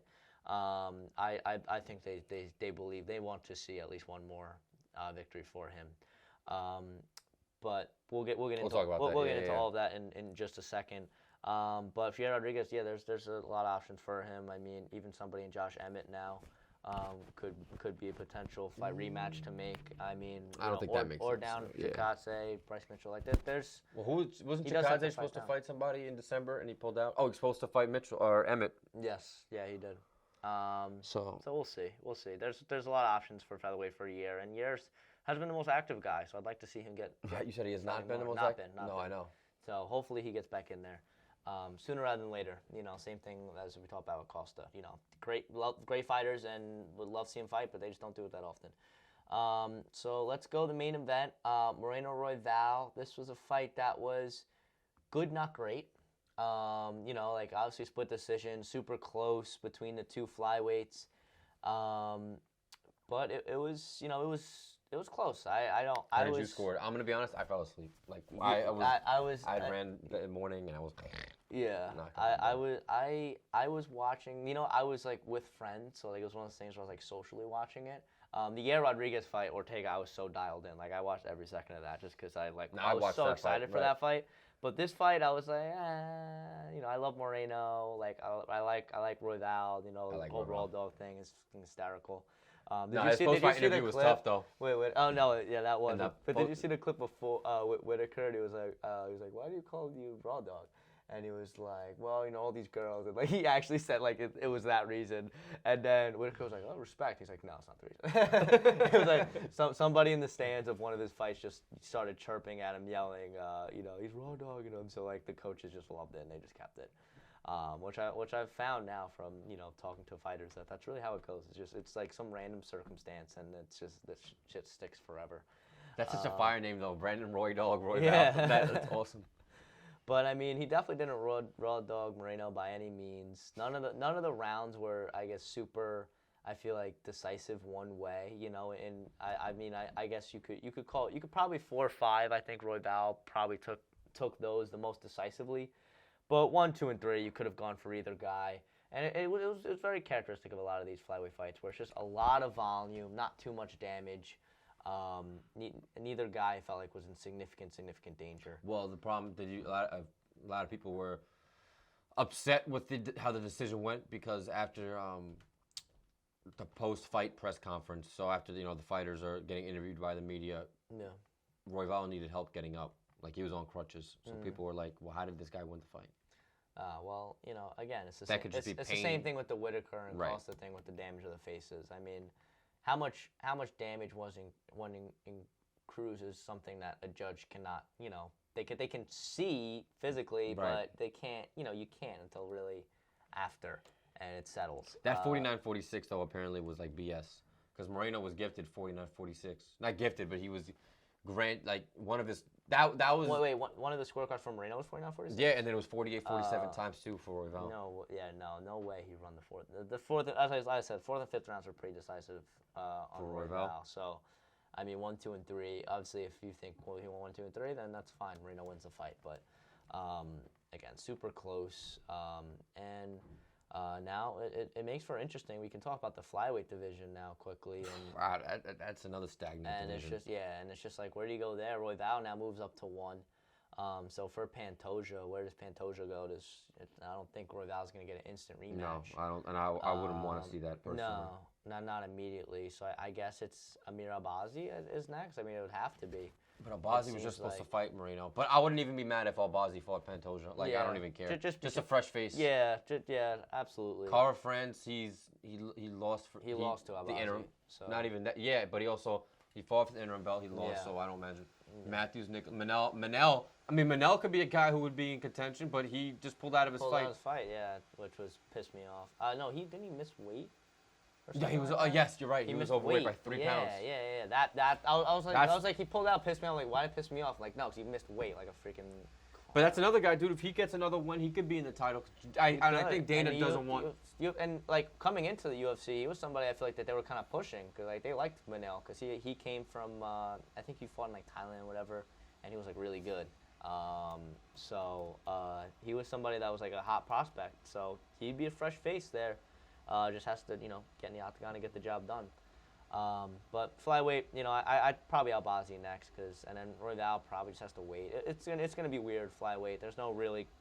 I think it's one of those divisions where it's wherever the UFC wants to take it. I just realized Cape lost to Pantoja in Pantoja's first fight in the UFC. I'm sorry, Cape's first fight in the UFC. He lost to Pantoja. See that? There's already a storyline there too, Manel. Just get a win. Get a win. But like I said, if they gave Albazi the shot for 301 in Brazil, I wouldn't even give a fuck. I don't care. Absolutely not. Especially these flyweights. Yeah, out of all divisions, it's one that's like, they're good. They're very exciting. But in terms of name value, notoriety, it's just never been a popular division. Well, I mentioned this in the beginning of the pod today, but Mokaev's fighting this weekend as well. I think he's fighting Alex Perez, who's number 5. So if he gets a win, or is he number 6? Perez, 7, my bad. Yeah. Listen, it's not often that the number 7 guy fights for the belt. I mean, Jamal Hill fought last year, but that was under. At this point, just because there's no clear picture. I mean, do you want Pantoja fighting once a year consecutively? Like, no. I mean, he did fight twice last year, but yeah, Pantoja's exciting. I like him. So I don't like. I mean, no, I like him, but a lot of his style is primarily just backpacking. I mean, that's what he did against Royval was having the better exchanges on the feet. You know? But I just think it was Pantoja knew his path to victory because Royval, and I'm surprised Royval's Moreno wrestling is didn't disgusting wrestle more. too. Yeah, I'm surprised. I mean, it looked a lot much more improved against Moreno, and I thought Moreno's not as like. Yeah, but I thought Moreno was I guess I just overestimated how good Moreno was grappling. Because I thought he was going to take the same game plan, but he just didn't. And Royval on the feet is nasty. He's as good as any guy at 25. But that's going to do it for us catching up on the fights. Holy moly. But let's go very quickly, very briefly, talk PFL, Bellator champions. Personal opinion, I did not know it was a 3 p.m. start for the main card, so I missed the first 2 fights. Did you have to pay for it? Yeah, but, Like $30. I didn't pay for it. No? Yeah, no. But I watched it. And shout out to PFL Bellator for making it very difficult for me to watch it because it took me a solid 10 minutes. I missed the Yoel Romero fight just because I couldn't find couldn't find it, but I eventually found it and got the job done. So wait, you didn't watch Clay Gillard and AJ McKee? What's the matter with you? No. God damn it. No. But honestly, one of my big takeaways from the card in general is that I think there are a few guys on this main card that I feel like could definitely hold their own in the UFC. AJ McKee has one of them, and I feel like people have been known this. Vladimir Nemkov he was a light heavyweight. He fought at heavyweight in this fight. If he was at light heavyweight, he might be up there in terms of one of the better light heavyweights in the UFC if he were to compete. And Jason Jackson is an absolute beast. Put some respect on that man's name. What weight class was that, 85? This was a catchweight fight, but he's a middleweight. And just because I think his opponent, because it was supposed to be champion versus champion, Ray Cooper's on champion, the PFL champion, like got hurt or whatever. So he stepped up. And didn't Ray Cooper just fight Derek Brunson? Yes, yeah. So he's already, and that fight wasn't too long ago, right? Yeah, so Ray Cooper came with short notice. I wasn't saying it was like this fight. He looked really good in this fight, like Jason Jackson did. Like, but it wasn't just this fight. Like he's been looking good. He's really been looking good. So I think Jason is somebody that could, obviously, for the sake of keeping the sport competitive in organizations, you'd want to have great guys in both. But, I mean, Jace Jack's somebody who could definitely compete in the UFC as well. Johnny Eblin, undefeated, was not very impressed with him at all. Yeah, it was bad. That was a bad fight. Cassining gave him a run for his money, and Eblin was a huge favorite coming in. And then Renan Ferreira, now going to fight Francis Ngannou. That was the big draw, the heavyweight main event, the 2 title holders. With the winner set to fight Francis, and Ferreira being 5 inches taller and having, I think it was like 11 inches in reach, just found a home for one shot, and that was it, lights out for Bader, as most of those heavyweight fights go. So that makes for an interesting fight. Styles make fights, and Francis fighting a guy who's the same size, if not maybe a little bit bigger than him. I mean, both guys would be very. Is Ferreira taller? Ferreira's a lot. Francis is only. I miscalculated. Bader is like 6 feet. I think Francis is 6'3". Yeah, so Francis is. Yeah, so Ferreira's still like 4 or 5 inches taller. Yeah. So I mean, Francis fighting a guy bigger than him. I don't think he's ever done that in his career. But what heavyweights? The only heavyweight that I know that was ever 6'8" and above was Steven Stroop or something like that. Yeah. Stefan Stroop. Yeah. Actually, how tall was Oh no! What's his face? Volkov is 6'6". No, 6'7" actually. I'm sorry, he's 6'7". Yeah. So, but still, Ferreira's a freaking giant in there. Right. But that should make actually for an interesting fight. That's gonna be Ngannou's a big draw, so that'll be a big draw, and it worked. I think it worked out well for PFL and Bellator. I thought a lot of the fights were exciting. The fights that didn't end in finishes ended in the close decision, and then Romero Santos, 2 guys that have a lot of name value. Because of their stints in the UFC, went to a decision, and it was I didn't watch it, but apparently it was a decent fight. So I think it was all successful. The merger off to a strong start. Funny enough, Bellator did go 5-1 in the main card. All these guys are Bellator guys that won outside of the main event. Ferreira was the only PFL dude. So I guess Bellator showing they had the more talent, but doesn't matter because they're all PFL guys now. I think, real quick, like you mentioned, Valdim, whatever, they should, I've been thinking about that, they should, Vadim Nemkov, the UFC should try and recruit him and get him in the light heavyweight division. Yeah, he would be an exciting fighter, especially because light heavyweights are like not that, no. It's not the deepest division whatsoever. So that's going to do it for fights, catching up on all the fights from these past couple of weeks. It was a lot. But let's keep going. UFC 300 now finalized. Let's talk about the main event here. Poatan versus Jamal Hill. The big thing for me, and I feel like a lot of people are criticizing 300. It's not what it's hyped up to be. As somebody who's a very big Dana White critic, I am not at all have an issue with the way 300 transpired. Just because it just didn't work out for the UFC. They exhausted all their options. They tried John Jones. They tried the Izzy DDP. Tried Leon 3 times. They tried Leon 3 separate times, and shout out Leon for saying yes to all 3. And it just didn't work out. So people saying, oh, this isn't a 300-worthy main event. Boo-hoo, cry about it. I don't think that it's a 300-worthy main event either. But at the same time, it's just a number. Dude. It's just a fight card, and it's still a super stacked fight card. These next 2 we are getting blessed with. Bro. Like the early prelims, like even in 299, Michelle Pereira is like an early prelim, and that dude is one of the more exciting fighters. That's like in terms of not being like a great fighter, like in the organization, like he's somebody they always try to put. He might be good at middleweight though, man. We'll exactly. And 300 stacked as well. I mean, I think they're kicking off the prelims with Figgy and Garbrandt. I was just about to say that could arguably be a main event for a fight night. Exactly. Bingo. On the nose. So that's the one card, with the exception. Oh no, 299. I'm not gonna next week. I won't be here. But 300 is like the one card that I can say with certainty that I'll actually watch from the early prelims up. Like from 6 to midnight, I know what I'm doing next Saturday. Just watching UFC. Exactly.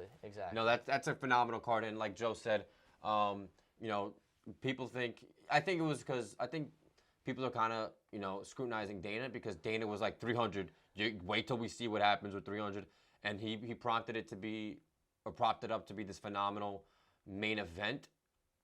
But you know, with the main event, like I said, probably in my opinion being like a 7 out of 10.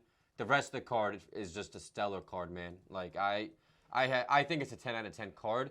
But from the way it was being promoted, I think that's where it kind of underlived its expectation in that regard. But other than that, dude, I think this is going to be a phenomenal card. So I am looking forward to watching that April 11th. Yeah, and 100%. And, you know, for all the naysayers, you know, get over it. You're going to watch it anyway from the early prelims like us.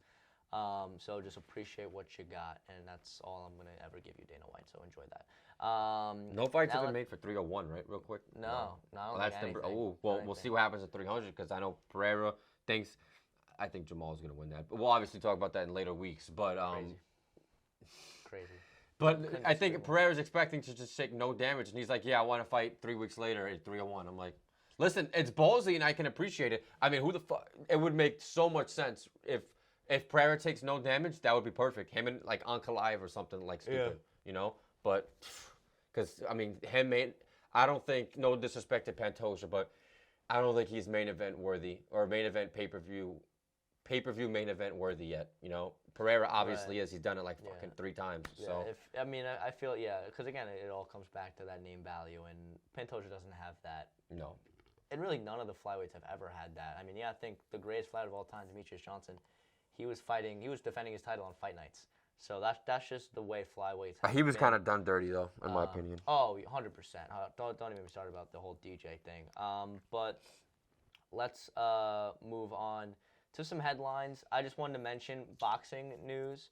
I just want to say Ngannou and Anthony Joshua, that fight's promotion has been on freaking point, man. They've now made 2 separate like fight promos that have blown away anything that I have seen the UFC do in at least the last decade. You know, back when they really cared about that kind of thing. You know, because you look at their early promotions and it was crazy good. You know, very, very unique, very creative. Now it's just John Anik, and I love John Anik. There's no fault in him at all, but just him yelling, "Oh, Francis," you know what I mean? Like for example, like just him yelling the guy like after winning a fight, and then they'll just show him, and then they'll show the other guy, and like there's just. I can't believe Anik's only 45. I thought he was in like his early 50s, brother. Really? He's only 45. Nah, that's a young man right there, and he's killing the game. Nah, he's phenomenal. But just lately I feel like UFC has gotten really lazy with their promotion. But Ngannou Joshua has like the most recent one. It came out. There was like they put them in like Tekken or like it was just like a video game. Like it was crazy. It was crazy. It was awesome. And I think it should set a standard for what fight promotion should be, especially in today's world where marketing and stuff like that, especially on social media, getting these clips, it's never been easier. It's never been more important. So stuff like this, it boosts the stock of a fight. In Ngannou, who's 0-1, it should be 1-0 as a boxer, against a guy who's been boxing since he was pretty much out of the womb and is one of the best in the world. Moving on, John Jones. Speaking of Ngannou and Ngannou, were both at the PFL Bellator card. I don't remember the commentator's name, but he was initiating a little bit of it between the two of them, talking about them fights. Like, can we make that happen? Of course. It's not going to happen, unfortunately. I would love to see it happen. It's a dream fight for many, but at this point in John's career and with the way that Ngannou is, in both their careers really, with Ngannou getting these paydays in boxing and John Jones just being old, I just don't think that that's something that'll ever happen. As much as I'd love to see it, but worth mentioning. Shout out that commentator. Even Chael Sonnen gave him a shout out. I was like, "Oh, you good, good fight promoter." So I give him his respect there for at least causing some beef a little bit. They said a little back and forth, Ngannou and John Jones did, but nothing will ever happen there. And then UFC 306 announced it's going to be at the Sphere in Las Vegas. That should be exciting. Obviously, the Sphere has come with a lot of mixed reviews and whatnot of its capabilities and what it's going to be and its potential to hold big events like a UFC pay-per-view.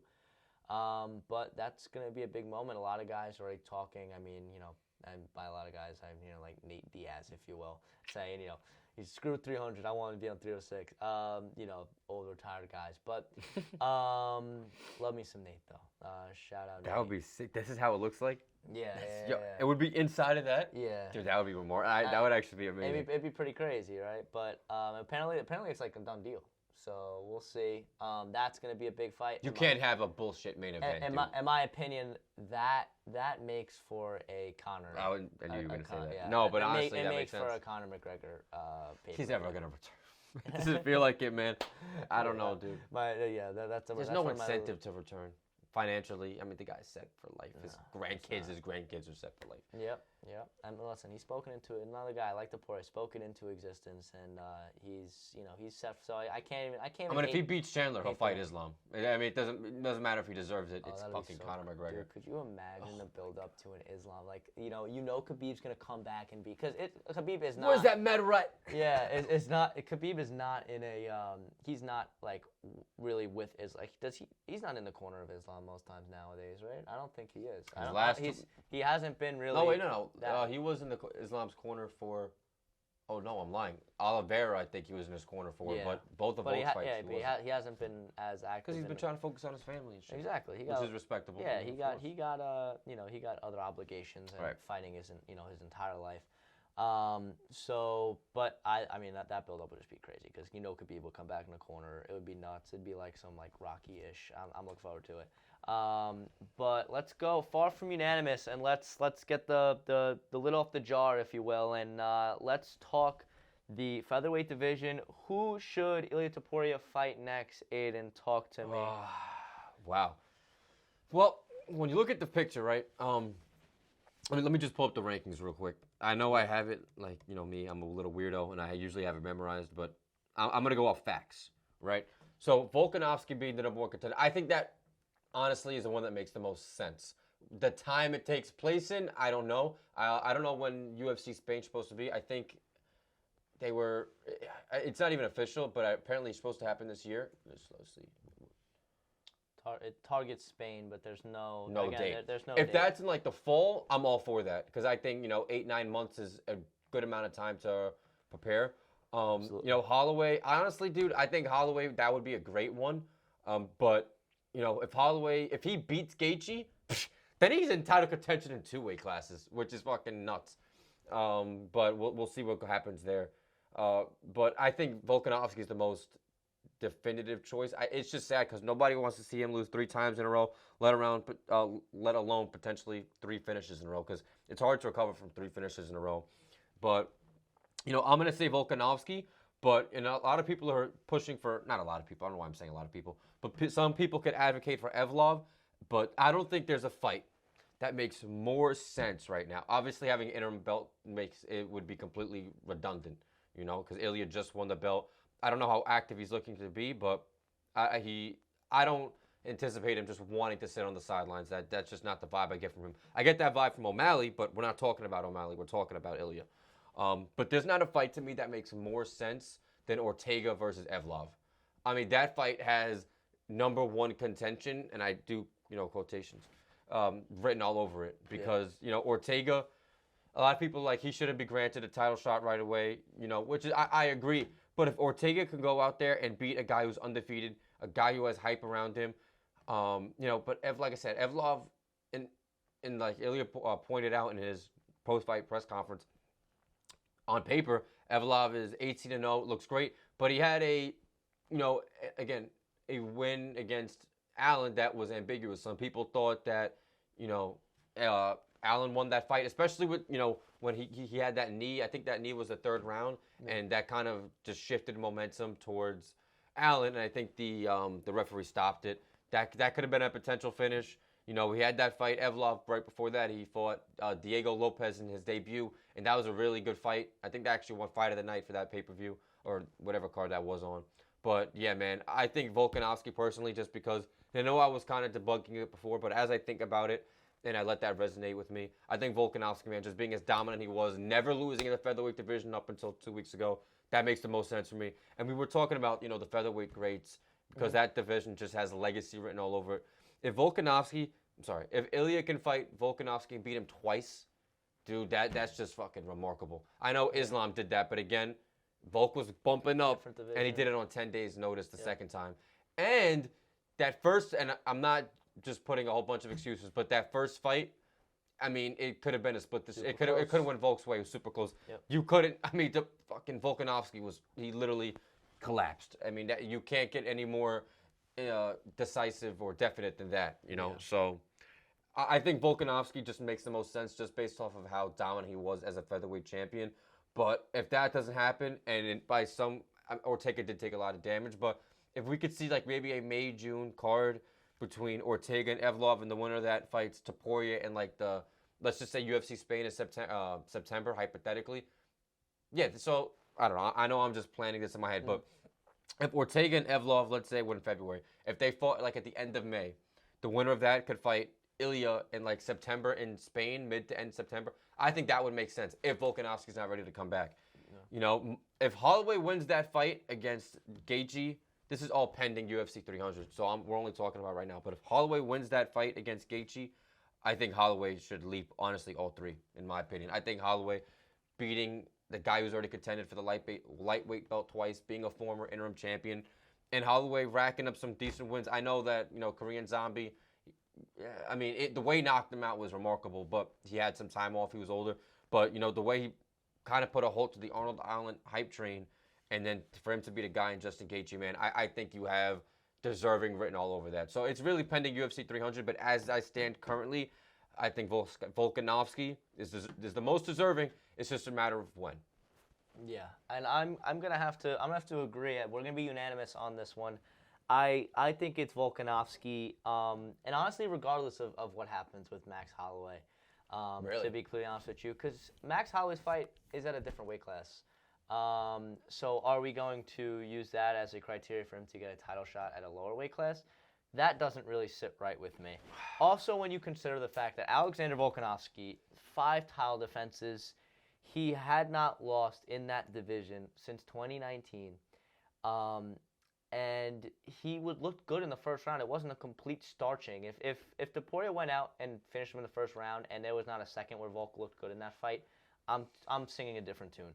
But right now, with the way that Alexander Volkanovski has built his legacy, and Topuria being this young up and coming, this young gun, gets the shot, gets the finish, I think Volkanovski is more than deserving of getting a rematch. And I think UFC Spain clearly isn't on the immediate horizon for the UFC. So they're not pushing for Topuria to get back in there in June, July. It doesn't seem like. Seems like it's going to be more towards fall, and that's a perfect timeline for Volkanovski to take that time, recover, and have a full fight camp to get that rematch. And I think that there's still a lot of interest in a rematch. I think Volkanovski is one of the most popular fighters in the entire sport. He's built himself to that point, similar to somebody like Charles Oliveira, if you will, who just built their legacy and built their popularity after becoming champion, and have skyrocketed since then. Volk's one of the most popular fighters, one of the most well-liked fighters, so that the fight's going to sell. And in UFC Spain and all of the hype around that, first title defense of Topuria is a celebrity there, by all accounts. So whoever he fights, it's going to be a big draw. I think Real Madrid just granted it, or they just gifted him like a Ferrari or something exactly. stupid like that. Yeah, dude is an icon over there. He's living his best life. But let's let Australia's finest get one crack at it, and I think after that, I love the Ortega Evlov. Does it happen? I don't know. I think that will happen. I'm very certain. And I know Holloway is, after a win at 55, maybe he stays there. Who knows? But he's kind of in a weird spot. I just think Volk deserves it, man. I just and I agree with that, but I don't know. Much. I have to disagree with what you said about the 55 criteria, because it looks good on Holloway's part. He's going up. It's not like he's going down a weight class. He's going up a weight class to fight a guy who's been an interim champion. And right now, Gaethje, beating Poirier, obviously before the Oliveira and Saryukian fight was booked, after Gaethje beat Poirier, it was almost like unanimous that Gaethje would be next for the belt to fight Islam. That's obviously not the case. So if Max can go up and beat the guy who's a #1 contender for the lightweight belt, man, I mean, I think that looks great. And on top of that, he lost to Volk 3 times already. If Volk was to have beaten Ilya, then we'd be talking a completely different story. We'd have a completely different conversation. But the fact that this could be Max's chance to get that belt back and in a fresh face like Ilya Topuria, I think that is pay-per-view, headlines written all over it. You can really go either way. I honestly think, I could be wrong, but I think Max Ilya would sell more than Volk Ilya too.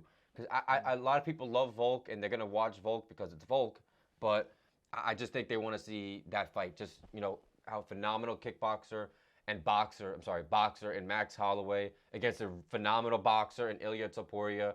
I mean, man, it's just styles make fights. I think that listen, that would be a great fight. I just think Volk's deserve more deserving, even if Holloway wins. But I would not be mad at all if they book Holloway. I just don't I'll think be a win. little upset if they book either Ortega or Evlov. I don't think either guy. I don't think Dana's and I don't think gonna do that. Yeah, absolutely. So next from Far From Unanimous, do you think there should be a defense limit before fighting for champ status?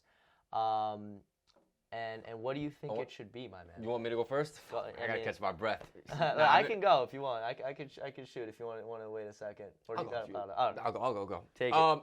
Absolutely. And I think the minimum. Okay. I think the minimum should. What do we think? What do you think the minimum? The minimum should be 3. But right on. The minimum should be 3, but it should be against 3 different opponents. Opponents. I don't want to say opponents. 3 different opponents. If it's the same guy twice, you don't agree with that? I don't care about that. You don't care about that? Because like in this, I guess in the Islam case it does play a factor, but it's a huge factor. In most cases, I mean, if you're fighting a guy twice, they're clearly the number 1 contender. So I wouldn't. Volk wasn't the number 1 contender. All right. Well, Volk was a 10-day notice. That was like an anomaly. It's a little. Right. So you don't think? Okay, I think 3 is maybe what we have differing opinions on there, but 3 is the absolute minimum. Absolutely. Absolute minimum. I know Leon, he wanted to contend for the 85 belt. In my opinion, I mean, look, he beat, and it was kind of lackluster decision. Well, at least the Colby fight was, but it was a technical fight in both fights, but he beat Usman, he beat Colby. If he could beat Bilal or Shavkat, whoever it may be, if he could beat that, that opponent, whoever it is, then I think he's absolutely granted a right to contend against DDP and try and go for that 85 belt. But I think 3 is a minimum. My respective opinion, I think it should be against 3 different guys. And if it's 4, then it should be, like I said, if you defend your belt against the same guy twice, for 4 defenses, then it should be 2 different opponents. So 3 or 4, 3 different opponents. That's my opinion. All right, that's fair. I think it should be 3. I'm not really that big of a stickler on that, just because there's a lot of circumstances that could warrant the person fighting somebody twice. Like, think Volkanovski and Max Holloway. I wouldn't have took it against Volk, and put it against him for fighting Max back-to-back times, because it was a dominant champion and it was an extremely close fight. So let him run it back. But I think it has to be 3. I think the whole champ thing, ever since Conor, has been absolutely ridiculous. Conor is his Nobody is Conor. Nobody's Conor. He's his Nobody's own exception. close. He has his own rules. So the rules don't apply to that man. But in terms of everybody else, I'm sorry, real quick. Yeah, this is the reason why, and I just thought about this, why, I know you said it doesn't matter about the 3, but I think it does matter. Because if you're contending for double champ status, again, Conor has his own rules. We're not talking about Conor McGregor. Yeah. If you're contending for double champ status, then that means you should have already swept your division, right? So if you're beating the top 3 contenders in your division, 3 different people, in some respects that could be sweeping your division. If you're, because like we know, and all the guys watching know, all the fans watching, just because you're the most deserving doesn't mean you're going to be the one who fights for the belt. So just because you could be fighting fighting for the belt doesn't mean you're at the top of the division. So if you're fighting a guy like, let's say, Marlon Vera, right? Marlon Vera is great, but I wouldn't say he's the best or even top 3 in his division, my opinion. So if O'Malley, hypothetically, he beats Vera, then he beats Merab, and then he beats Vera again, does that mean he should fight for the belt? My opinion, the 45 belt against Elliott? My opinion, no. Because he's not beating the best in his division. He beat Merab, fine, the best in his division. Well, the best contender in that division. But other than that, man, like, it's about cleaning your division. And I think Dom Cruz even said something along those lines, like, these guys need to clean their division before they worry about fighting ahead of them. Yeah. So that's why I think it should be 3 different opponents. But No, It it's depends. very fair. I mean, in a perfect world, there's 3 different opponents, and But we don't live in a Dom perfect Cruz world. is on the money. But we don't live in a perfect world, so I say just have some criteria out there. Whether it's officially in the books or whether that's just something Dana and Hunter decide to just implement, I think it has to happen. I'm so sick of these dudes winning belts and then saying I want to fight for a different belt. That's This not, isn't boxing. yeah, exactly. It's not how things work. It is one unified organization and sanctioning body.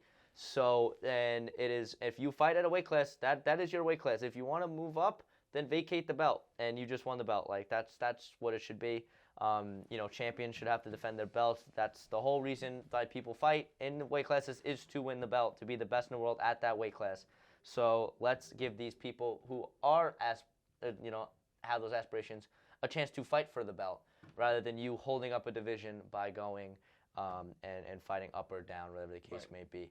Outside of the special circumstances, of course, but I think a three limit, I think that's beautiful. I think it's perfect. Whether it's opponents or fights, I think that should be something that should be implemented. And last but not least, to wrap up today's show, last question, far from unanimous. What is your dream UFC 306 at the Sphere, your headliner? Well, I want to say Conor, but I don't want him versus Chandler. I don't really care. I like Mike Chandler, but I don't know if I want to see a main event card. Personally, dude, actually, I lied. I think if this doesn't happen before then, I would love to see Jones and Aspinall. Yeah, you took the words out of my mouth, brother. That's exactly where I was going. I want to see John Jones, Tom Aspinall there.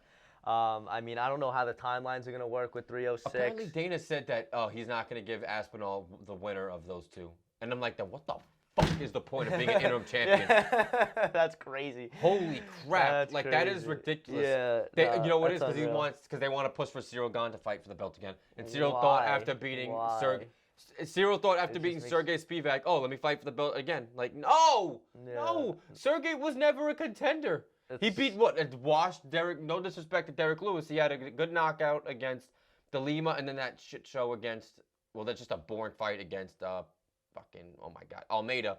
But regardless of those two fights, you beat a washed Derek Lewis. You submitted him in the first round, great. But other than that, like, what warranted him being this top contender in that division? No. Joe, do you know something I don't? No, he doesn't, I don't. because it just I never don't. fucking existed.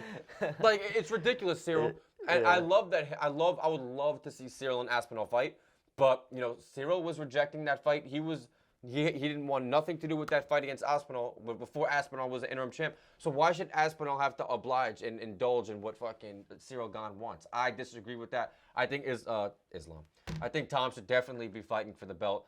And, if it's not Stipe, I mean, if Stipe Jones doesn't happen, man, like if we don't get some type of news within like the next 4 months, man, oh fucking well. Aspinall should not he should not be jeopardizing and putting his career, not jeopardizing, but he should not be putting his young career on a hiatus right now because these two old heads don't want to fucking work something out. Well, something was worked out. Jones got hurt. That sucks. But again, that does not mean these young and hungry up-and-comers should have to wait. I don't think it's fair. What? They're going to have fucking, I heard Curtis Blades and Curtis Blades rematch. On what world does that make any sense? Dude, Curtis Blades got pummeled against Pavlovich, and we just saw that Pavlovich got put to sleep by Aspinall. So tell me where that makes sense right now. Math's not mathing. Math is most certain, and I'm not a math guy, right? I can my arithmetic is fine. I can do basic everyday math, but that math just not mathing. No, absolutely not. And I think that the UFC hopefully will get their act together. Would love to see Jones. I would love to see either Jones Aspinall or McGregor Chandler, just because the McGregor fight week and fight. It's just it's the atmosphere and everything in its own. I just thought of it. If we're thinking of all hypotheticals. Yeah. This is obviously a dream scenario or a very dream scenario. This is probably not going to happen. But if somehow Pereira is able to beat Hill and then he defends it against Ankalaev in when's 301 May, and so when's this Sphere supposed to be? September? 306. I think guess 306 around is there. September. They didn't even say a date for 306. No, they don't. June, July, August, September. So 4 months. Pereira would probably be.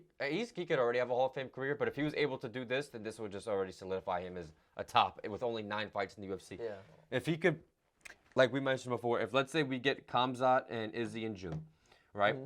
Alex takes I really think Jamal is gonna win, but let's say Alex makes easy work of Jamal, he finishes him, and then he fights Ankalaev in 301. And then even if it's a hard-ish fight, 4 months is a fair amount of time to recover. I was 4 or 5 months. Yeah. He beats Ankalaev. Izzy Pereira 205 title bout at the Sphere. I'm fine with that. Damn. I'm fine with that. You know what? That was That very works. anticlimactic That reaction. works. Joe. I mean, it was. I mean, all I'll right, play that. all right. I mean, listen, No, I I'll don't book know. it and bust the I chops. don't know. It's probably not gonna happen. But apparently, though, Pereira said he doesn't want to fight. That they're not. He's not gonna fight Izzy again. So I'm not saying no, but I heard something different. I heard that he would be willing to train with Izzy if there's a guarantee that they'll not. He got hurt.